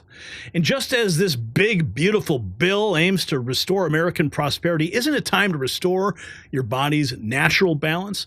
Nearly half of all U.S. adults struggle with high blood pressure, but pharmaceutical companies don't want you knowing about this natural solution. This unique formula helps manage blood pressure, cholesterol, and blood sugar with ingredients like white mulberry leaf and cinnamon bark powder. It's already helping thousands reclaim their health naturally. Visit boostwithgary.com. You'll find a link below this video. And take advantage of their 40% off special plus fast shipping and a 60-day money-back guarantee. We thank our sponsors for supporting this program and you for watching and sharing our work. Now let's talk about the big, beautiful bill. We've been hearing about it for weeks and weeks and weeks. It is shaking Capitol Hill. President Trump boasting a $5.1 trillion Gulf deal, sky-high polls, and a laser-focused, lockstep GOP determined to unleash the largest middle-class tax cut ever. The Capitol's buzzing. Voters are cheering. We're going to break it all down. So the unified House, it roars with cameras rolling. Trump applauds Speaker Johnson for herding a one-vote majority through 5 months of knife-edge battles, flipping 7 seats, keeping MAGA bills alive, party chants, one team, and one mission as stock futures spike. And we have a very, very united party. This man has done a fantastic job, and so have you, Lisa. But this man has done a fantastic job. He's a real unifier. I don't think anybody else could have done it. We had, I just said to your cohorts downstairs, we had a majority of one for a period of 5 months. And he kept it together, and we actually passed things. And nobody else could have done it. He's done a fantastic job as Speaker. We have a very, very unified party. Remember, we had 1, and now we have 7. We won elections. And we're going to win a lot of elections. The economy is good. I just had my highest poll numbers ever. And we had a big trip to the Middle East. We took in $5.1 trillion. We brought it back to our country. 180 Boeing aircraft are being built now because of that trip, and many other things. That's the least of it. The economy is doing great. The stock market's higher now than when I came to office, and we've taken in hundreds of billions of dollars in tariff money, and we've had no inflation. They kept saying inflation. There's no inflation. Groceries are down. Gasoline is way down. Everything is down. All energy costs are down. I'll tell you, to me, maybe the most respected thing, you saw the way they respected me between Qatar and Saudi Arabia and UAE, probably the richest, certainly the richest of their type nation, great places, unbelievable amounts of money. They respect our country again. They were going to go to China. China was going to take over those countries 100%. They were dealing with China because they weren't treated right by the last administration.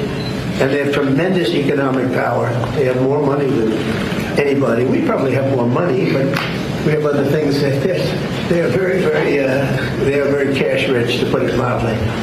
And they're spending 5.1 trillion, probably it's going to be 7 trillion by the time we stop. And, somebody said every other president goes and leaves and spends money, gives other countries money. I'm the only one that goes and takes money back. When you think of it, I said, that's an interesting statement. I never thought of it that way. But we have this is really just a pep talk. We have a very unified House and we have a very unified Senate. And Mike is doing a phenomenal job as Speaker. He's going to be there a long time. And we have a man in the Senate, our leader, Thune. Mr. Thune is doing a great job. I've gotten to like him a lot, and he's doing a fantastic job. Between the two guys, very different personalities, actually, in certain ways, but they are doing a fantastic job. I don't think the Republican Party has ever been so unified. It's become a much bigger... The clock is ticking fast. Speaker Mike Johnson tells Fox the budget panel gavels in tonight. Rules by midweek. House floor by Memorial Day. 11 committees slash waste and border-proofed the vehicle, cementing 2017 tax cuts because failure is not an option. Once in a generation. They're going well, Shannon. We're on track, working around the clock to deliver this nation-shaping legislation for the American people as soon as possible. Look, all 11 of our committees have wrapped up their work, and they spent less and saved more than even we projected initially. This really is once-in-a-generation opportunity that we have here. So you heard there the update. The Budget Committee will reconvene this evening. They'll get that through the committee, and the plan is to move it to the Rules Committee by midweek and to the House floor by the end of the week, so we meet our original Memorial Day deadline. Now, look, Shannon, it's very important for everybody to understand why we're being so aggressive on the timetable and why this really is so important. This is the vehicle through which we will deliver on the mandate that the American people gave us in the last election. You're going to have historic savings for the American people, historic tax relief for American workers, historic investments in border security, at the same time that we're restoring American energy dominance, and we're rebuilding the defense industrial base, and we're ensuring that programs like Medicaid and SNAP are strengthened for the U.S. citizens who need and deserve them, and not being squandered away by illegal aliens and persons who are ineligible to receive them and are cheating the system. And look, the tax cuts, is critical. We're going to make the 2017 tax cuts permanent. We're going to eliminate taxes on overtime and tips, as the president promised, new tax relief for seniors on Social Security, and we're going to cut taxes on job creators. So that will help everybody across the country at the same time as incentivizing American-made production and manufacturing. This is a big thing. We cannot fail, and we'll get it done for the American people. Oh, man, I can't wait. The beautiful bill, the big beautiful bill was unveiled. Press Dynamo Caroline Levitt hails it. No tax on tips, bigger child credit, newborn savings, and a $10,000 bonus for ICE and Border Patrol, the largest pro-worker, pro-family overhaul in U.S. history. Let's listen in to the press briefing when it was announced. First policies. The One Big Beautiful Bill passed the House Budget Committee last night, bringing it one step closer to final passage. The One Big Beautiful Bill is perfectly named because it represents a once-in-a-generation opportunity to deliver on the Make America Great Again agenda responsible for President Trump's landslide victory on November 5th. The America First policies in this bill are the reason why Republicans currently have the majority in Congress right now. Passing this bill is what voters sent Republicans to Washington to accomplish. And that's why it's essential that every Republican in the House and the Senate unites behind President Trump and passes this popular and essential legislative package. This bill will be the single most pro-small business, pro-family, and pro-American worker legislation ever. This bill will give Americans the largest tax cuts in our nation's history. When Republicans pass the bill, Americans will be keeping more of their hard-earned money and taking home much bigger paychecks. The One Big Beautiful Bill will deliver some of President Trump's central campaign promises. No tax on tips for our hardworking waiters, waitresses, and service workers. No tax on overtime for our law enforcement officers, our firefighters, and all those Americans who are putting in extra hours to make ends meet. And a large tax deduction on interest payments for Americans who purchase American-made cars. Despite desperate Democrat lies, the biggest beneficiary of this tax cut will be working class Americans and their families. Americans earning between $30,000 and $80,000 per year will pay about 15% less in taxes after this legislation is passed. And according to a brand new paper from the White House Council of Economic Advisors, the average family with 2 children's take-home pay will be up to $13,000 higher because of the increase in wages and reductions in tax obligations. The CEA study also said that the average overtime worker receives a tax cut of roughly $2,000. Again, this is great news for our nurses, our police officers, and all those who work overtime to make ends meet across our country. Put simply, President Trump's One Big Beautiful Bill will be a boon for working class America. This One Big Beautiful Bill is also pro-family. It will increase the child tax credit to $2,500 per child, establish optional savings account for newborn babies with a $1,000 credit added, and strengthen paid family leave. This bill also delivers historic tax relief to America's seniors by allowing middle and low-income Social Security recipients to deduct an additional $4,000 in payments from their taxable income. If Democrats get their way and the Trump tax cuts are not extended, Americans will face the largest tax hike in history to the tune of $4 trillion. Republicans must not side with Democrats in helping them raise taxes. The One Big Beautiful Bill also provides critical protections of Medicaid, which will strengthen and preserve the program for decades to come through common sense efforts to eliminate waste, fraud, and abuse. Medicaid will no longer be used to pay for barbaric gender mutilation procedures on minor children. And the 1.4 million illegal aliens who are currently improperly receiving Medicaid benefits will be kicked off the program to preserve it for hardworking American citizens who need it. President Trump and Republicans are protecting Medicaid benefits for pregnant women, children, disabled individuals, low-income seniors and families, and the most vulnerable Americans in our society. And that's what Democrats are so angry about. Basic Medicaid protections that will stop the funding of transgender insanity and illegal aliens from ripping off American taxpayers. As you all know, over his first 4 months in office, President Trump ended the previous administration's open border crisis and secured our homeland in record time, all using executive authority. Now Congress needs to act. The One Big Beautiful Bill is the most significant investment in our nation's border patrol and law enforcement agents in our nation's history. The bill ensures that President Trump's popular and successful border security measures are made permanent. Republicans have the backs of Border Patrol and ICE agents who were put through hell over the past 4 years and have quickly worked to secure our southern border. And that's why this bill gives them more resources to do their jobs, including a $10,000 much-needed bonus to ICE agents and Border Patrol agents over the next 4 years. To provide those brave agents with desperately needed reinforcements on the ground, the bill allows for the hiring of thousands of new ICE personnel, customs officers, and Border Patrol agents.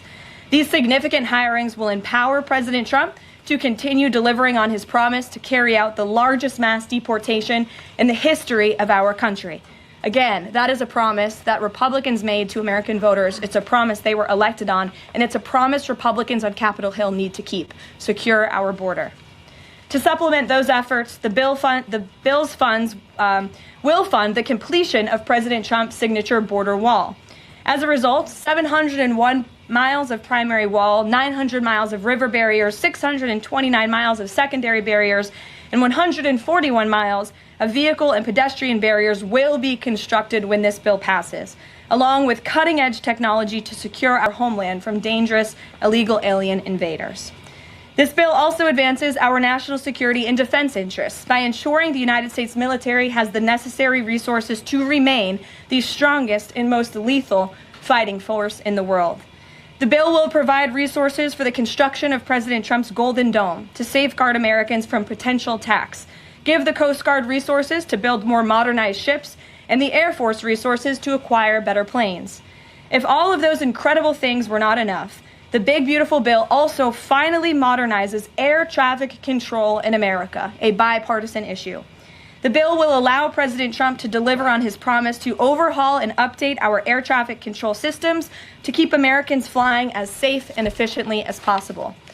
The previous administration failed to act and do this themselves, despite repeated warnings from the GAO, which has resulted in unacceptable delays at major airports like Newark that the Trump administration is working hard to address. When the One Big Beautiful Bill passes, we will replace the current antiquated system, the FAA will enhance safety in our skies, reduce delays, and power the future of air travel in the United States. That's just some of what this historic legislation will accomplish. It is absolutely essential that Republicans unite behind the One Big Beautiful Bill and deliver on President Trump's agenda. There is no time to waste. Americans gave Republicans a once-in-a-generation opportunity to course-correct our country over many wrongs over the past 4 years. And Americans are counting on Republicans to work as hard as President Trump is in this White House every day on Capitol Hill. Send this legislation to his desk as soon as possible for his signature. The One Big Beautiful... How awesome is that? And we've got the growth rocket locks. Council of Economic Advisors predicts GDP jumps 4.2 to 5.2%, 7 million new jobs bloom, and a family of four pockets an extra $8,000 to $13,000 once the bill passes. Proof supply side surge turns paychecks into power. Are you tired of winning yet? Come on, baby, let's go. Pay by about the Council of Economic Advisors just put out a white paper. It's on our website. You can get it at the CEA website on the White House website. And we found exactly what you said, that over the next 4 years, the tax bill, the One Big Beautiful Bill, would boost GDP, would boost the economy by about 4.2 to 5.2% over the next 4 years relative to what happens if the bill doesn't pass. It'll create about 7 million new jobs, and it'll boost take-home pay for a typical family of four, take-home pay by about $8,000 to $13,000, right? So these are very significant growth effects, and that's why it's so critical that we get this bill over the line. You know, what the hell was the last administration doing? I mean, we were getting choked to death by inflation. People putting stickers on gas pumps. I did that. I mean, it's amazing what this president is doing. And this is what, week 17? We're just getting started, man. The Broad Coalition cheers nearly 1,000 groups from Main Street shops to top manufacturers endorsing the reconciliation juggernaut. Scalise warns failure is not an option. As savings hit $1.6 trillion and America First energy deportation and defense provisions roar ahead. I mean, even Democrats, like, don't you want to believe they want to see that their constituents thrive in America? I guess, no, they just want everyone to be on the government dole. They want everyone constantly begging for help so they can provide answers and support, but never give them. This is real action. Eat and win. Thanks, Jason. This week, House Republicans face a historic moment that has the potential to revive the American dream and solidify the comeback that has already begun under President Donald J. Trump. From our nation's farmers to police officers working 60 hours a week, from America's top manufacturers to small businesses on Main Street, our One Big Beautiful Bill holds promise for every American. In fact, nearly 1,000 organizations have already expressed support for the policies within the bill. The Job Creators Network described our reconciliation bill as, quote, exactly what the country needs to jumpstart the economy and guarantee the safety and prosperity of Americans for decades to come, end quote. The National Association of Manufacturers said of this landmark legislation, quote, we need certainty now, and this is the moment to deliver one big, beautiful bill that lets us compete and win, end quote. Their warning could not be more true. The time to get this done is now. Not only does this legislation make the 2017 Trump tax cuts permanent and implement no tax on tips and overtime pay, it also unleashes American energy, cuts waste, fraud, and abuse, and allows President Trump to continue his successful deportation and border security operations. And that's only naming a handful of things this bill accomplishes. Our reconciliation bill delivers on President Trump's America First agenda, and it does so while saving the American people over $1.6 trillion. The one big, beautiful bill is truly a once-in-a-generation chance to get America back on track. House Republicans must seize this opportunity, and quickly. As my good friend Jason Smith just said, failure is not an option. With that, I turn it over to our leader, Steve Scalise. Cut taxes. Gain. Senator Tuberville cites the Laffer curve. Lower rates, refill Treasury coffers, supercharge growth. Message to GOP: deliver Trump's tax win now or brace for 2025 voter wrath. So let's get this, and again, going back to the Laffer curve, we all know, everybody understands, the more you lower taxes, the more money that comes into the federal government. And we have to understand that. A lot of people don't believe that. Democrats keep fighting back on that. But as you said, it has been proven right. So let's get this done. Let's let President Trump have his tax cuts that he ran on. We need to do that. But if we don't get a tax bill done in the very near future, it won't get done this year, and it will be a disaster for the Republican Party. And again, going back. Officers winning big. Street cops grinding 100-hour fortnights, hail the overtime tax wipeout. More take-home means veteran retention, family time, safer neighborhoods. It turns appreciation into pay and pride. Rank and file momentum builds. Listen to this. Period. No tax on overtime. It would be a huge advantage to law enforcement across the country. We work sometimes 100+ hours a pay period. It's a lot of time taken away from the family, so that would be pretty special. We do work a tremendous amount of overtime right now due to our short staffing. It would be nice to have that little, I guess, a gift to us to make a little extra money. No tax on overtime for officers is a big deal. Police officers work a lot of overtime. They work a lot of extra duty details just to help make ends meet. To have something like this in play would just help senior officers perhaps stay a little bit longer, to help be that guidance for that department and that community, to help teach those policy and procedures that we know of, and to help with the retention. I think that would really benefit those, especially younger cops that have younger kids and a lot of families. I think that would mean a tremendous amount. If there was no tax on overtime, we'd be working about as hard as we currently do, but we would have that appreciation that goes along with it. This White House loves America. The border fix demanded. Trump vows the bill won't bankroll blue state bungling or Newsom's California chaos, slamming Democrat open border carnage. They let 21 million migrants, including stone-cold killers, to pour in. Protect the taxpayers, reward states that make America great. Here's the president. Any damage? We're going to make a couple of tweaks. I mean, we don't want to benefit Democrat governors, although I would do that if it made it better, but they don't know what they're doing. We don't want to do any damage to a state. We want to help all the states, but we have governors that are from the Democrat Party. Let's say New York, Illinois, big ones, and let's say Gavin Newsom, who's done a horrible job in California. We want to benefit the company. We want to benefit Republicans because they are the ones that are going to make America great again. The Democrats are destroying our country, and you see that with the past administration, with an open borders policy that allowed 21 million people into our country, and many of those people are stone cold murderers, killers, and trouble. Yeah, and trouble.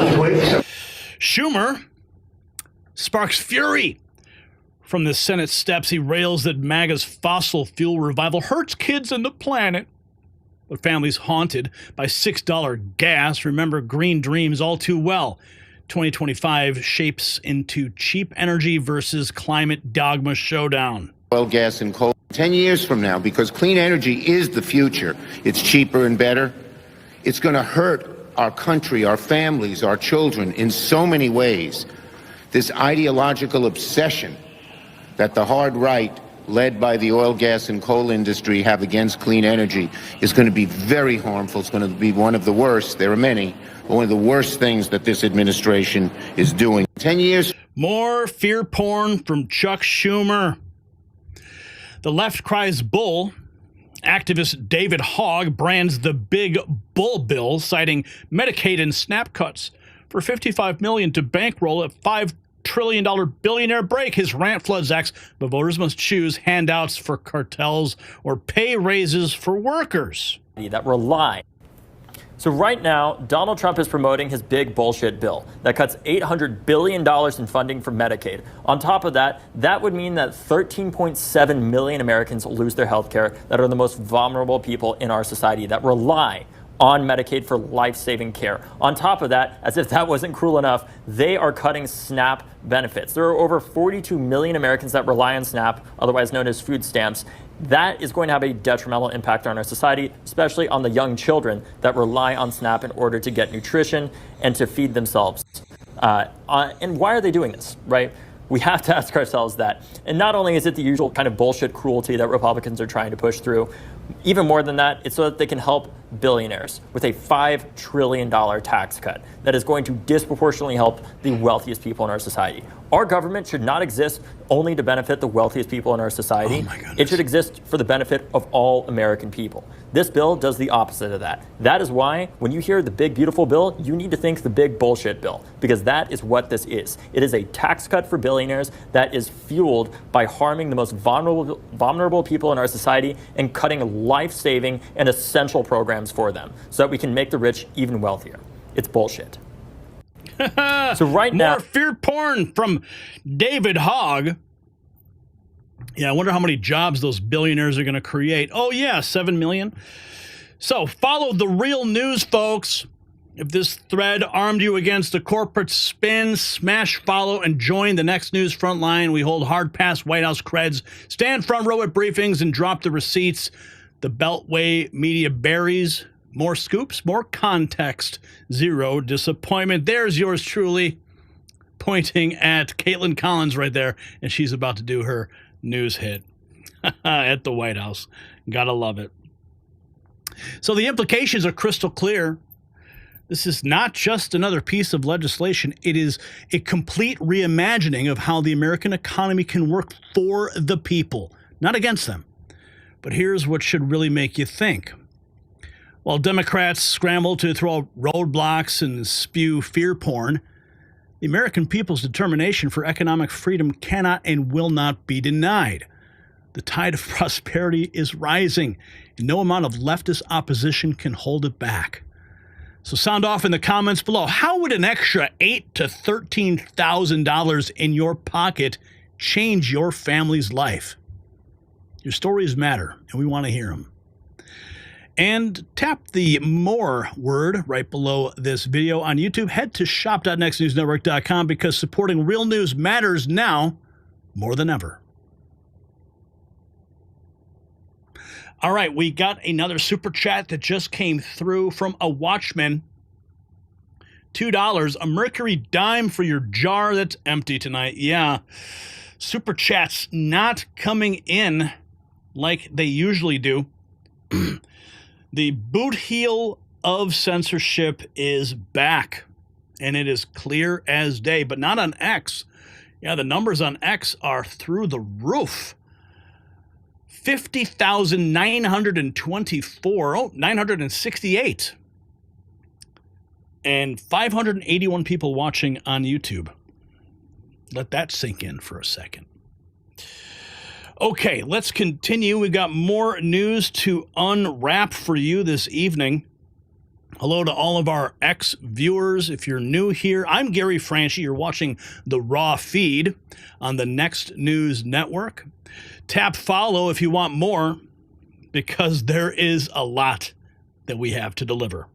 Okay, let's jump into our fourth topic of the night. Self-deportation. Yeah. Isn't that something? Let's jump into it. Project Homecoming. A seismic shift is happening at our southern border right now that nobody saw coming. The cartels in panic mode. Border towns are reporting numbers that seemed impossible weeks ago, and the reason? Project Homecoming is turning the entire immigration debate on its head with one simple message. You don't have to go, but you can't stay here. When you hear the incentives being offered and the unexpected response they're getting, you'll understand why this could be the solution nobody thought possible. And the most surprising part, it's all happening without a single new law being passed. What comes next will leave you stunned. So keep watching. And while we're watching historic changes at our border, let's talk about another major change you might be noticing in your energy and vitality. That healthy food in your kitchen could be secretly draining your testosterone, but there is hope. Test Boost Max combines 8 powerful natural ingredients that help restore what's been stolen from your body. Thousands of men are already experiencing the difference, building muscle, losing fat, and feeling alive again. Want to know which food is sabotaging your strength? Visit sculptnation.com/NNN and watch the free video that exposes the truth. You'll find a link below this video. Just tap more. Okay. Trump dropping the self-deportation shockwave order. Historic executive order now offers one-way tickets, cash exit bonuses, and brutal penalties for those who ignore the clock. The border showdown enters a new phase as cartels panic. We're going to break it all down. So the order details were unleashed. Trump's executive order promises free flights to any nation but here, a CBP home app to book seats, and a $1,000 farewell bonus. Ignore it and face jail, asset seizure, and ICE-chosen fast deportation. Taxpayers save billions. The door is open and the clock is ticking. What a genius move. What a genius move. And the ICE agents don't have to go kick in doors, risking their lives.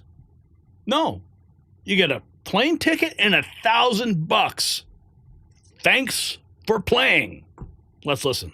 Deportation. Today I signed an executive order to launch the first ever self-deportation program for illegal aliens. We are making it as easy as possible for illegal aliens to leave America. Any illegal alien can simply show up at an airport and receive a free flight out of our country. We have also launched a phone app called CBP Home. That's CBP Home, where illegals can book a free flight to any foreign country. As long as it's not here, you can go anywhere you want. We're also adding a very important exit bonus for illegals to further incentivize their self-deportation.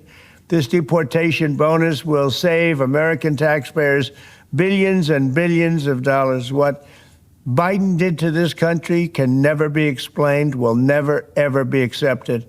Eventually, when the illegals are gone, it will save us trillions of dollars. However, if illegal aliens choose to remain in America, they're remaining illegally and they will face severe consequences. Illegal aliens who stay in America face punishments including significant jail time, enormous financial penalties, confiscation of all property, garnishment of all wages, imprisonment and incarceration, and sudden deportation in a place and manner solely of our discretion. So to all illegal aliens, book your free flight right now. We want you out of America, but if you're really good, we're going to try and help you get back in. Thank you. If you're good, we'll help you get back in. Trump Airlines is on the move. The consequences clarified firmly. Tom Homan warns failure to register after 90 days and DOJ files charges. Resist ICE and 8 U.S.C. 1253 puts you behind bars. I mean, if you had a choice between going and being, extracted from this country and getting a free plane ticket and $1,000, if those were your only options, what would you pick? I mean, at least this gives people the option. Then they can get their affairs in order. If they've been here for 30 years flouting our laws, they can get their affairs in order. Hey, guys, I'm going to take this plane ticket. I'm going to take this cash. I'm going to go back to my home country, and I'm going to try to get back the right way. It's beautiful. Because if they don't, they're going to face serious consequences. You know, what we started doing, we're enforcing 2 laws that we haven't enforced in a long time. Number one, failing to register. If you don't fail to register, after 90 days of being there, we're going to prosecute you criminally. Then we're going to deport you.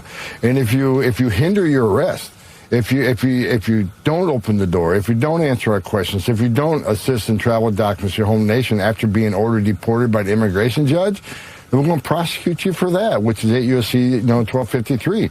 So we'll prosecute you, we'll put you in prison. When you get out, we'll deport you. We're not playing games. There are going to be consequences. Leave on your own. If you leave on your own and work with us, you can get your affairs in order. It makes sense for them and their families. And leave yourself an opportunity to come back to this country as a visitor or as a student, or if you have a U.S. citizen child, they can petition for you as a parent of a U.S. citizen. There are other avenues to come to this country the right way. But if we have to formally deport you, we got to go find you, and we got to put you on a plane and formally deport you. There are consequences. There are bars from 5 years to 20 years. You can't come back. Some of the bars are forever. So leave on your own and give yourself some opportunity in the future to be part of the greatest country on earth. Wow. Talk about grace. Cost math has been revealed. Kristi Noem tallies the bill, $17,000 to hunt down, detain, and deport one illegal. Just $4,500 for a self-deport ticket plus $1,000 restart cash. That's 3-to-1 taxpayer win and quicker relief for stretched towns. Amazing. This is genius. To remove that. True, when you have a president in the White House that is openly saying our laws won't be enforced and facilitating this invasion that happened over our southern border, we had millions of people come. And not just people looking for new opportunities in the American dream. You had people coming that were criminals, murderers, rapists, traffickers, terrorists. And now to remove them is much more complicated, difficult, and expensive. For us to deport someone, that we have to go out and find that individual, arrest and detain them, remove them from the country, it costs upwards to $17,000 if there isn't, more delays than the normal process. That's why we're encouraging people to self-deport. If you are here illegally, we recognize that you may have been here for a period of time, but if you want to leave and have the chance to come back someday, leave on your own. We will facilitate that. We'll buy you a plane ticket. When you land, we will give you $1,000 that you can get started with and provide for your family.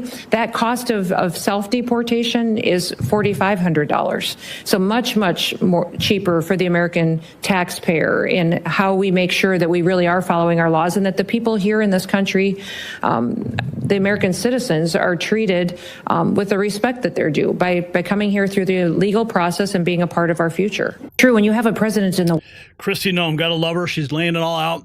Charter flights lifting. Supreme Court clears the runway as Houston launches the first voluntary charter. 64 Venezuelans bound for Honduras and Colombia, each pocketing $1,000 via the CBP Home app. DHS says the next planes are already lined up.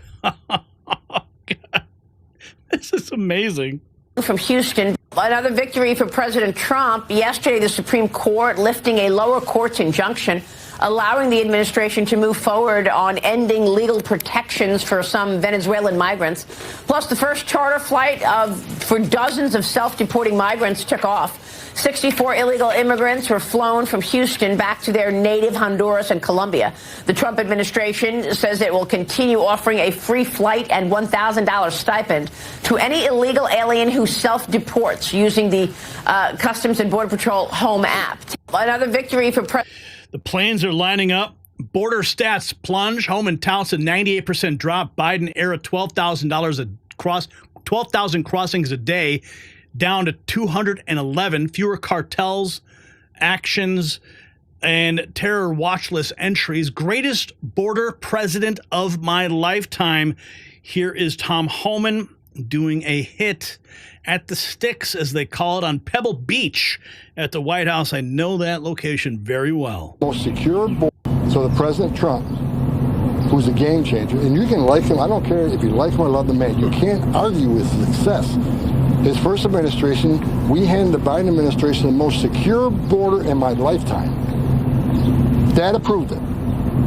Biden unsecured the border on purpose. It wasn't an accident. It wasn't mismanagement. They knew exactly what they were doing, right?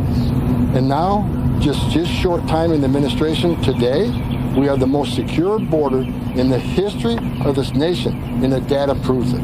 The data proves it. I mean, the crossings under Joe Biden got up to, 10, 12,000. You know the crossings were yesterday? 211. 211 too many, but we arrested them all. But when you go from 12,000 to 211, that's the biggest drop in the history of this nation. We got more work to do.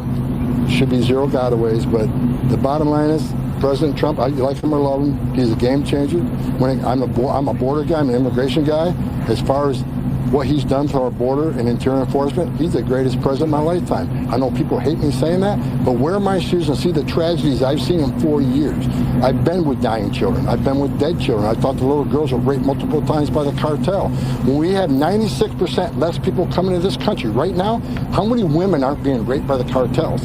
How many women and children aren't being sex trafficked in this country? How many people aren't dying on the border every day? How many people on terrorist watch list is not getting into this country? How many billions of dollars are the cartels not making? President Trump's a game changer. I'm proud to work for him. So the president... Oh, man, I love it. Second chance path. Here's more from Tom Homan at the Sticks. Formal deportation triggers 5 to 20-year bans as courts slog 5 to 9 years. Self-deport keeps future doors open, work, student, or family visas if you leave now. Join the millions who waited legally, cheat again, and lose America for good. Or have a U.S. I think people are finally getting the message. If you leave on your own, you can take advantage of legal programs, come back. But we have to go through the process of formally deporting you. There are mandatory bars against you for up to 20 years, sometimes forever. So, if you want to take advantage, come back as a worker, a tourist visa, a visitor's visa, a student visa, or have a U.S. citizen child if you have one, petition for you in the future. Leave yourself open to the opportunity of legal entry. Do things the right way. There's millions of people standing in line right now doing things the right way. Taking the test, doing the background investigations, paying their fees. They're sitting in the back seat. While millions of people are allowed into this country under the Biden administration that simply don't qualify for asylum. Most of them will lose that asylum claim. So while they're clogging up the whole system, in addition to those who want to come in legally, while the millions of fraudulent asylum claims under the Biden administration, there are people in this world who really are escaping fear and persecution from the homeland. But they're sitting in the back seat, too, because millions of people cheated the system, coming across the border and releasing the United States. That caused a significant backlog in immigration court. And that wasn't by accident, it's by design. Let's just overwhelm the system. So it takes 5, 7, 9 years to go through the whole process if they take advantage of the appeals process. They know exactly what they're doing. That's why they weren't in ICE detention. Because in ICE detention, they get a hearing within 35 days. But for release millions of the country, overwhelm the system so they don't get a hearing in 5, 7, 9 years, then maybe there's a Democrat administration in power. Now we can have an amnesty. They know exactly what they're doing. They're playing the long game. But we're going to beat them at it. We're going to ramp up interior enforcement operations and removals. We're going to force the law. We're not going to ignore the law like the prior administration did. I think people are finally getting the message. Returnees are speaking out. Honduran mother recalls hostile U.S. life. Trades fear for dignity, debts settled, bags packed. Flight with 29 others landing in, not going to try and say that word. At dawn, nothing was beautiful there. This gives us closure. Okay, so I think this is, I may have to read this. I came back. Let's start over. Hang on. Honduras, self-deporting migrant arrived from the U.S. I came back because things are ugly over there. Over there, everything is difficult. Nothing is nice. Leaving the USA voluntarily guarantees migrants a plane ticket for free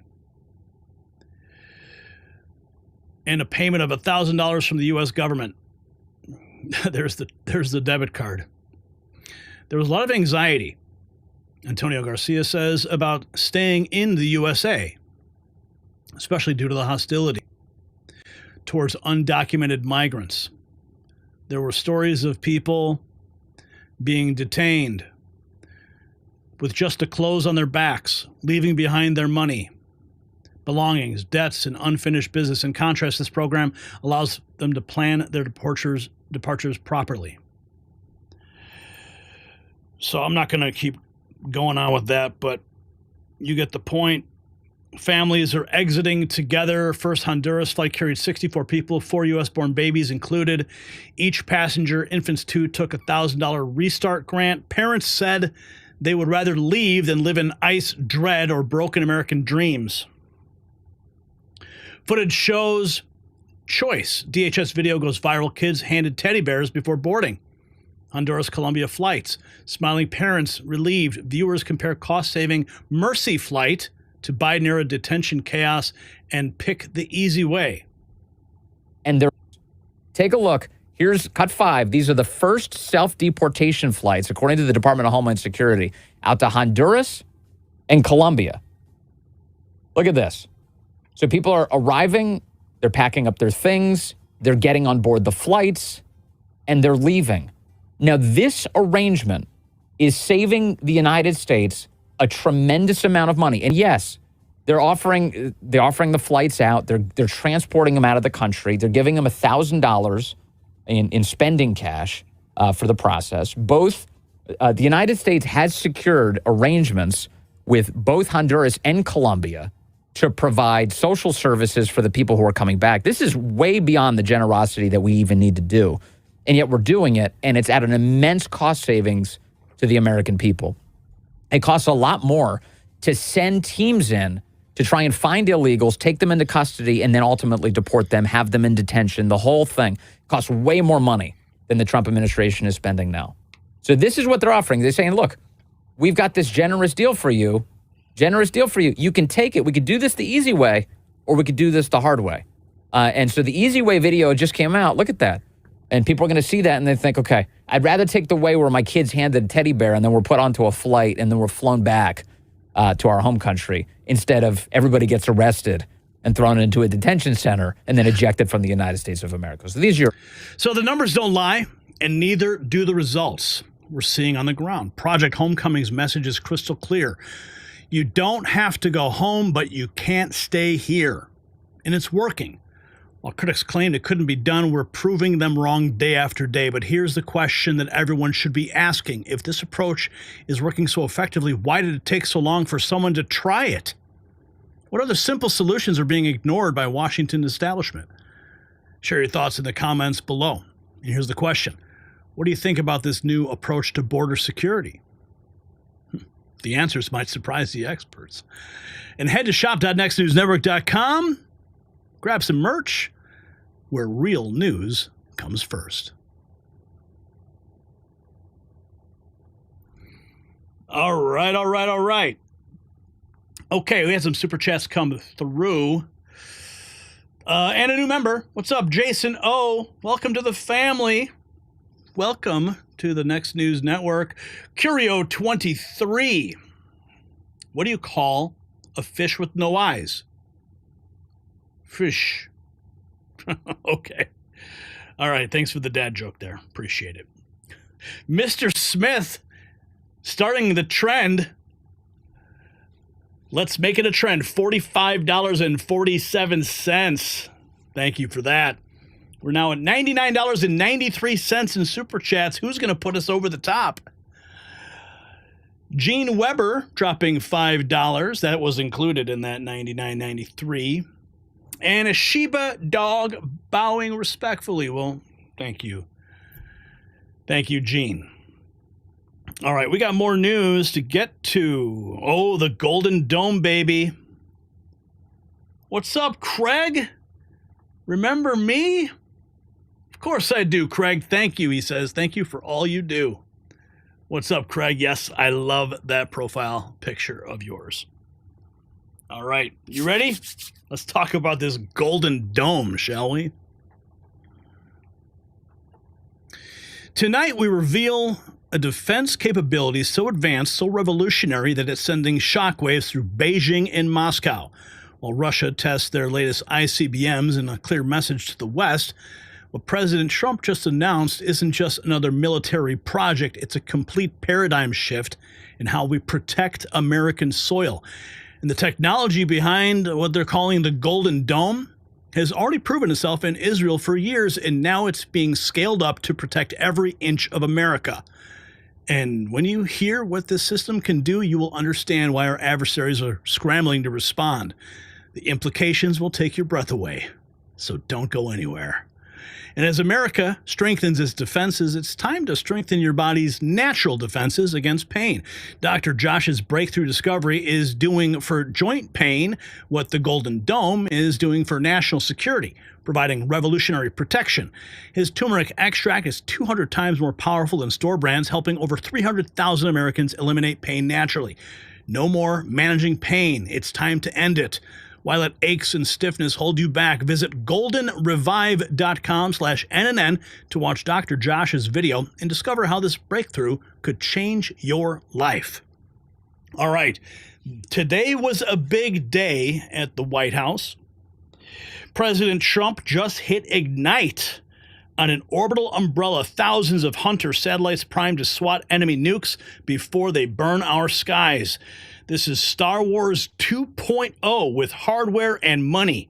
We're going to break it all down. There is the president. Okay, so where are we going from here? First of all, yes, Russia,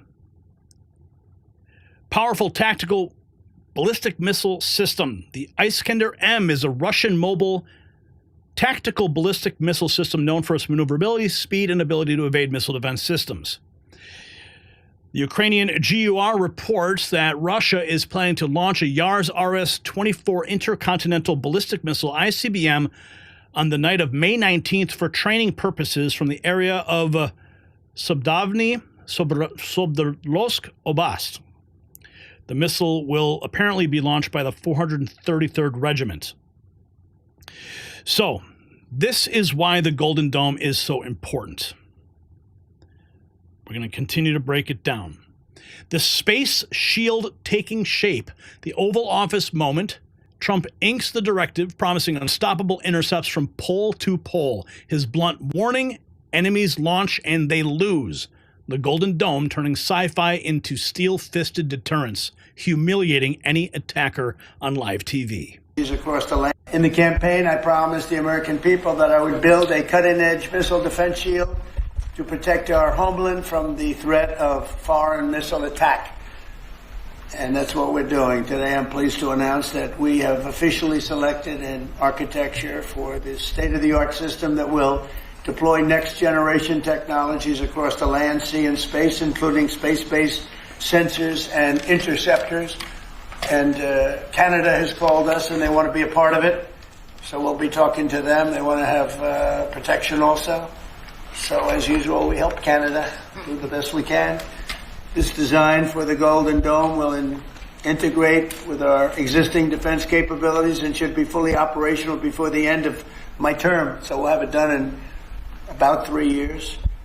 Once fully constructed, the Golden Dome will be capable of intercepting missiles even if they are launched from other sides of the world and even if they are launched from space. And we will have the best system ever built. As you know, we helped Israel with theirs, and it was very successful. And now we have technology that's even far advanced from that, but including hypersonic missiles, ballistic missiles, and advanced cruise missiles. All of them will be knocked out of the air.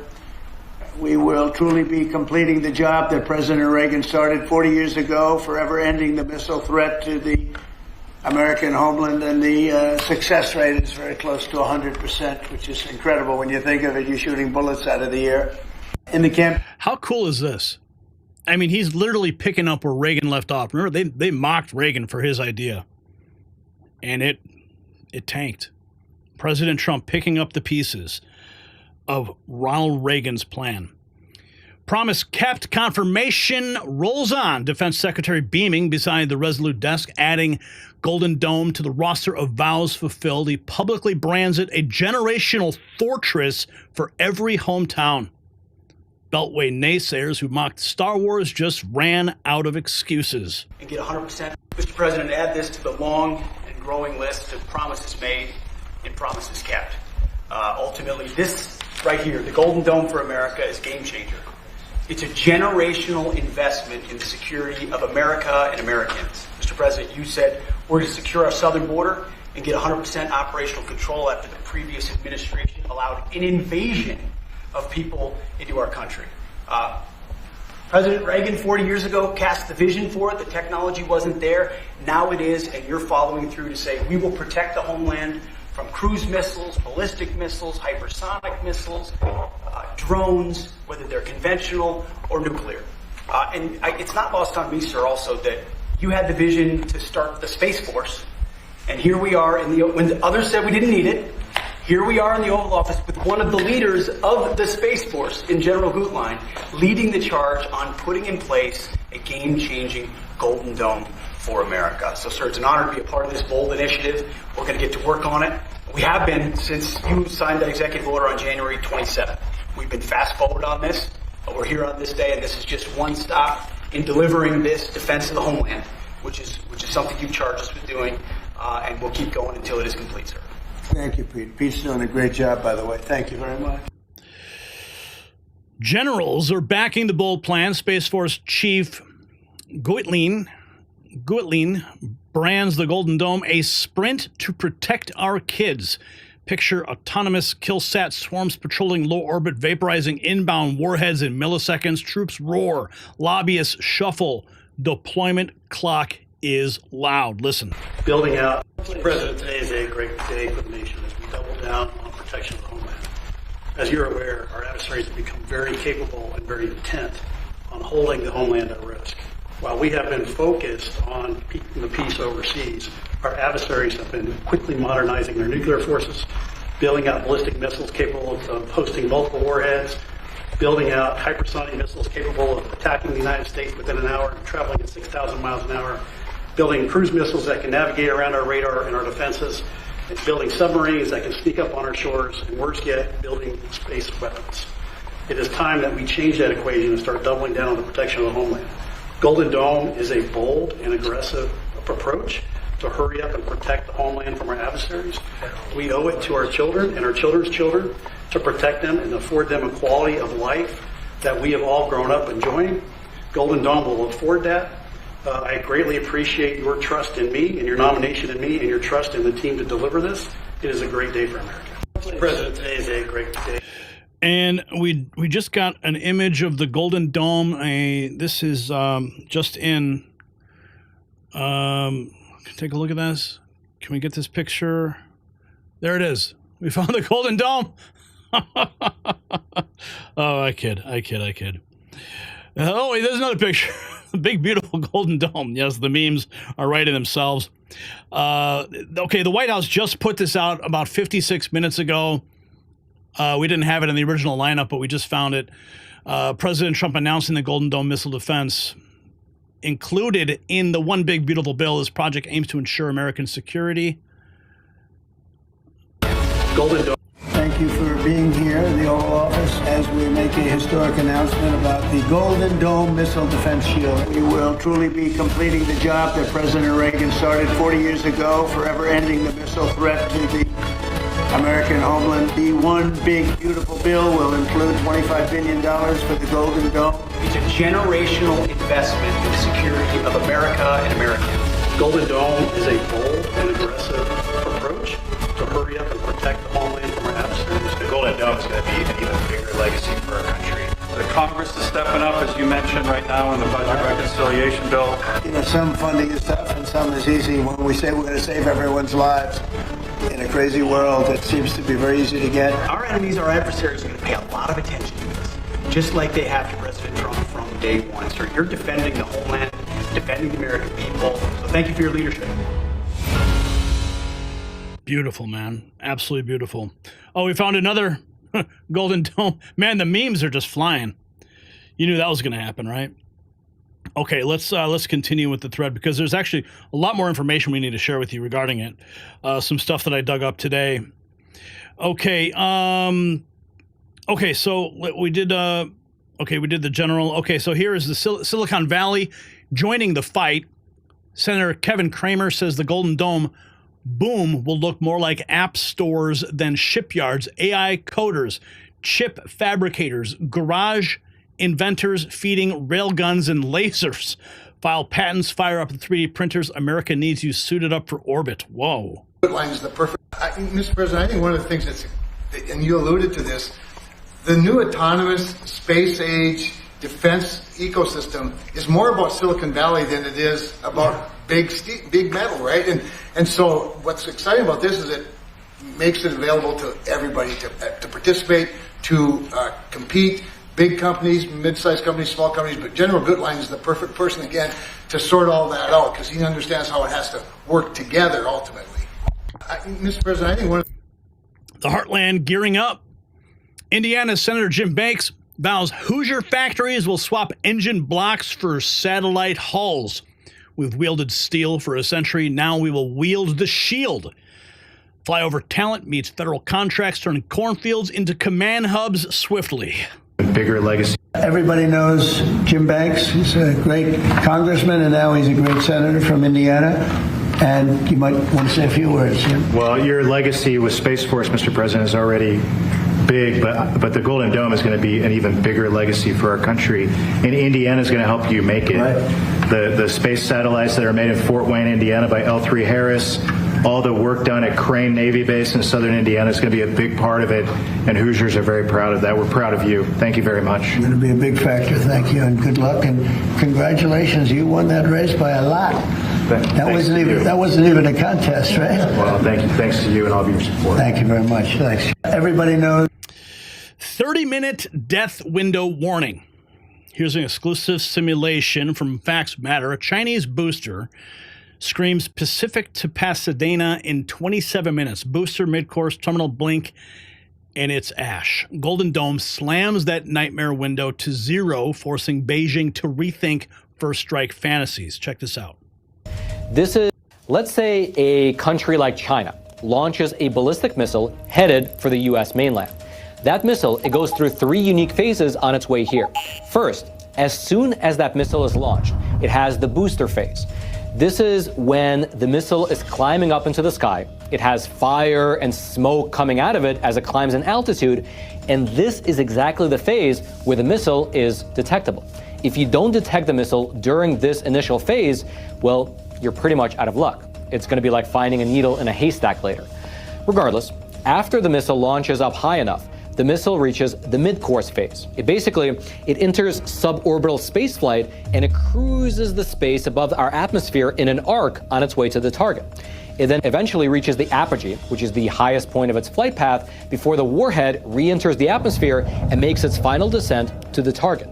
And depending on where exactly this missile is launched from, this whole process can take less than 30 minutes. And so what that means in practice is that our missile defense system, it requires us to, within a 30-minute span of time, detect the Chinese missile during the booster phase and then somehow shoot it down with our interceptors during the mid-course phase. Let's say Okay, let's keep going. Experts are sounding the alarm. This is really interesting.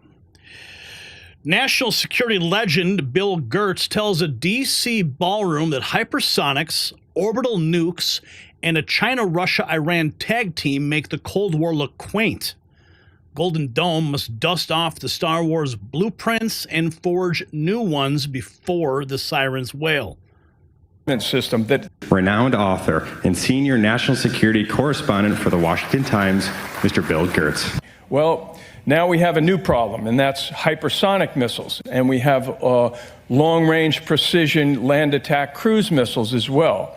And we've even seen the Chinese develop something called a FOBS, a fractional orbital bombardment system that's actually an orbiting system. In this case, they tested it. It went 40,000 kilometers before it returned to Earth and hit a precision target. And the Russians are talking about developing a nuclear orbiting bomb, basically, which could have a number of applications. We don't know too much about it, but one is it could be a massive electronics killing electromagnetic pulse over an enemy territory.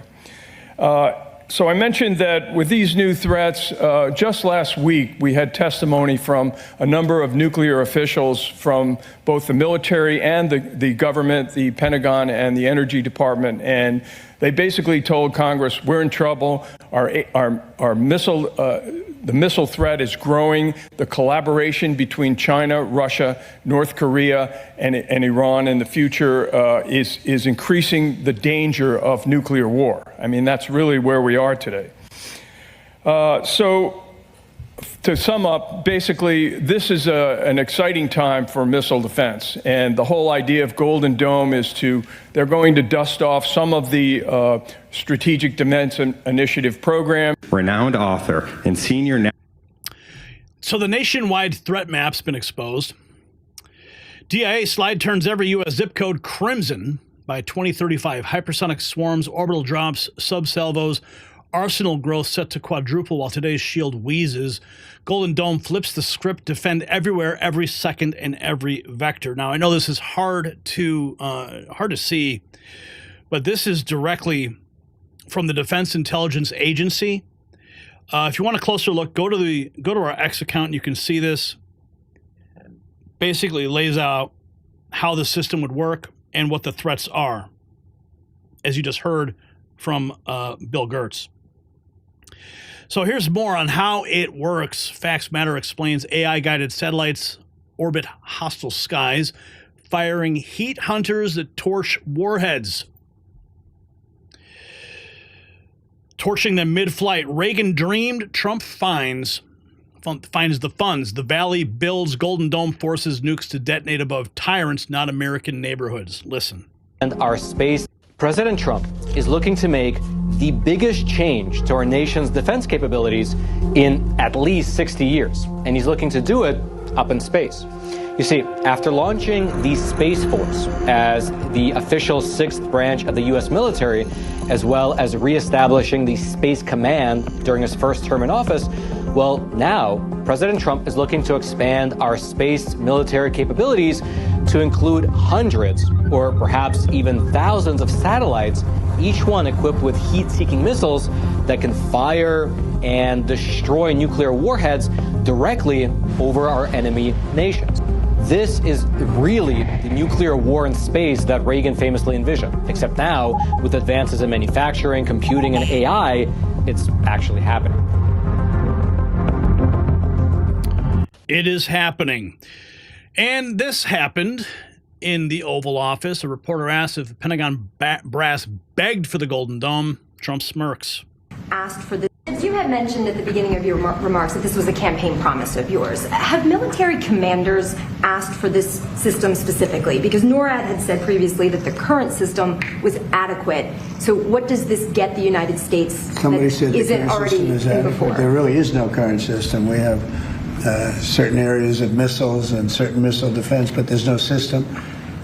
We just have some very capable weapons that hopefully we never have to use, but we have some very capable weapons. Now, this is a different league. There's never been anything like this. This is something that's going to be very protective. I think you can rest assured there'll be nothing like this. Nobody else is capable of building it either. Was it something that military commanders asked you for? Did they ask you to do this? Well, let me put it differently. I suggested it, and they all said, "We love the idea, sir." It's the way it's got to be, right? But they want it, and they wanted it badly once it was suggested. I don't know if they ever thought they would be lucky enough to have it. As you had mentioned at the beginning. I mean, Reagan brought it up, and then they put it on the shelf. And now Trump is making it a reality. Demand real news now. Want more no-spin intel? Hit follow and ride shotgun with the Next News Network. We hold the White House hard passes, grill the power players daily, and drop the receipts the corporate media buries. Your watchdog crew is waiting. Share this thread far and wide. Demand real news now. So there you have it. A defense shield that could make America untouchable. Just as Israel's Iron Dome has protected its citizens for years, the Golden Dome will soon shield every American city from Putin's latest ICBM tests and whatever else our enemies try to throw at us. While they race to develop hypersonic missiles and orbital weapons, we're about to leap a generation ahead. But here's what should really make you think. If this technology exists now, what else is waiting in the wings? What other American innovations are about to reshape the world as we know it? Drop your thoughts in the comments below. Here's a question. How does it feel knowing that very soon every American city will be protected by the Golden Dome? This is what real leadership looks like, folks. And make sure you head to shop.nextnewsnetwork.com and stand with truth and strength. All right, we've got a live look at the White House right now. There it is in all of its glory. Zoom in. Yes, night has fallen on the White House, but the light of truth and justice is brighter than ever. President Trump at the helm in this country. And I look at that White House and I think to myself, what would have happened if he didn't win? This country was on a one-way road to hell. And President Trump turned that car around. We dodged a bullet. So did he, didn't he? All right, we're going to check in and see what's happening in the... Let's check the main feed here, see what's happening. Head over to the big chat and see what you guys are chatting about. There's that post on Truth Social we brought up earlier today. Cat Turd, Trump is almost the only one on the Republican side who knows how to play offense. I mean, can you imagine if you were like Beyonce, Kamala, or any of these people listed in this post, and like all of a sudden he posts this at 1:30 in the morning? I mean, I'm sure Beyonce's phone was lighting up. I'm sure Kamala was like, oh boy, the investigations are coming. Let's see what else is going on. American intelligence suggests Israel is closing in to attack Iranian nuclear facilities. That's what U.S. officials have told CNN. Would this start World War III? This according to Resist the Mainstream. That's scary. Defense Secretary Pete Hegseth ordering comprehensive review of the failed Afghanistan withdrawal. Scoreboard, Secretary Rubio 1, Senator Van Hollen 0. Oh, this is a great clip. And I have to tell you directly and personally that I regret voting for you for Secretary of State. I yield back. May I respond? You may sit. Well, first of all, your regret for voting for me confirms I'm doing a good job, based on what I know. Well, that's just a flippant statement, Mr. Secretary. Can I respond, Mr. Chairman? You may. I didn't ask. Senator, please let the Secretary have I'd be the floor. happy to, but then I can respond to his... Your time's up, Senator, and willfully used, I might add. Well, and I have to tell... You just got burned, buddy. Tiny Paws, Big Splash Energy. Little palate cleanser for you there.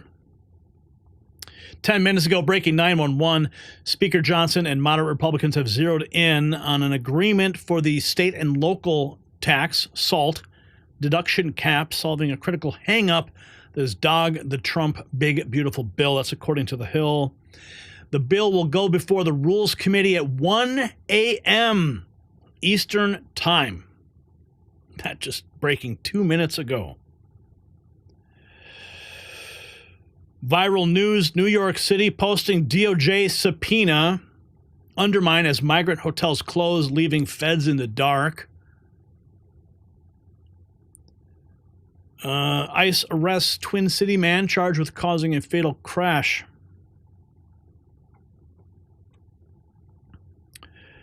Okay.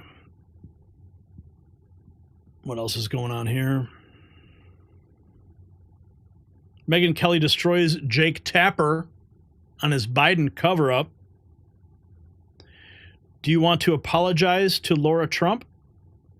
Laura Trump? Megyn refers to Tapper's vile treatment of Laura in an interview accusing her of ridiculing Biden. Oh, yeah. Remember that? Yeah, I remember that. DOJ launching a civil rights probe. This is 24 hours ago. Dutch posting. DOJ launching a civil rights probe into Chicago Mayor Brandon Johnson's hiring practices after he emphasized black hires in a May 18th speech. The investigation led by Trump's DOJ cites potential title, man, I'm so bad with Roman numerals. Title V567, Title 7 violations. Johnson defends his diverse administration. Deputy Mayor, some detractors that will push back on me and say, the only thing that the mayor talks about is the hiring of black people. No, what I'm saying is when you hire our people, we always look out for everybody else. We are the most generous people on the planet.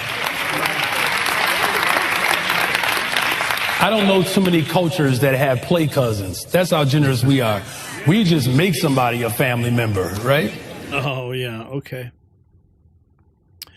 Let's see what else is going on here. Dun, dun, dun.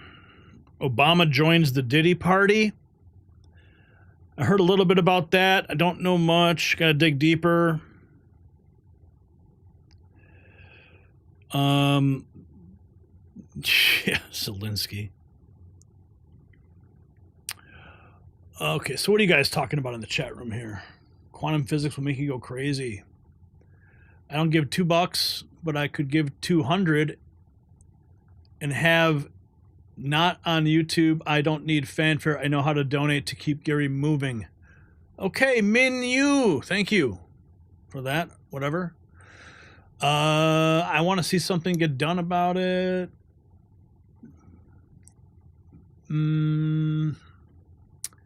There's no such thing as 1 million drones and infinite frequencies. Velvet Lace dropping $2. Thank you for your support. Is that a new super chat? Yes, it is.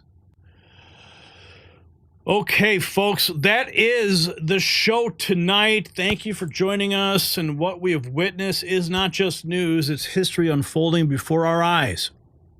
Each revelation, each breakthrough, each moment of truth brings us closer to the America that we know is possible. And while we celebrate, we never celebrate illness or hardship, and our thoughts are with Joe Biden and his family during this difficult time, we can't ignore the serious questions the situation raises about the machinery of power operating in the shadows. The depth of what we've uncovered tonight is breathtaking. A medical timeline that exposes not just one man's health struggles, but an entire system's failure to level with the American people. It's not about politics, it's about transparency, truth, and trust. And just as that story broke open, we watched the media establishment's facade crack with Comey's 86 cipher and CBS's desperate settlement maneuvers. The temple of fake news is crumbling brick by brick, truth by truth. And then there's the big, beautiful bill. A tide of economic freedom so powerful it's sweeping aside every progressive roadblock in its path. So while the left screams into the void, American prosperity rises like a phoenix from the ashes of their failed policies. And Project Homecoming has accomplished what the experts said was impossible, with a message as clear as a bell. You don't have to go home, but you can't stay here. Simple truth, simply delivered, and simply working. And just when you thought the voices of light couldn't shine any brighter, the Golden Dome defense shield emerges. While Russian ICBMs sit ready in their silos and China races to match our might, we're taking Iron Dome technology that's protected Israeli families for years and scaling it to shield every American home. Our adversaries' threats are about to become obsolete.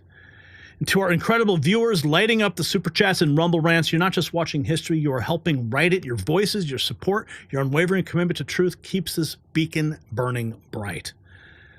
And this kind of real journalism, this relentless pursuit of truth, that comes at a price because the powers that be would love nothing more than to shut us down. But with your support, we will keep digging and keep exposing and keep fighting for what is right. The stories we've broken tonight are just the beginning. Our sources are already alerting to developments that will make tonight's revelations look like a warm-up act. So you don't want to miss what's coming next. This is why we stand guard. This is why we never back down. Because truth matters. Because you deserve to know. Because America's best days still lie ahead. Until next time, hold the line, keep the faith, and remember, when we stand together, nothing can stop us. God bless you, and God bless the United States of America. Good night, Patriots.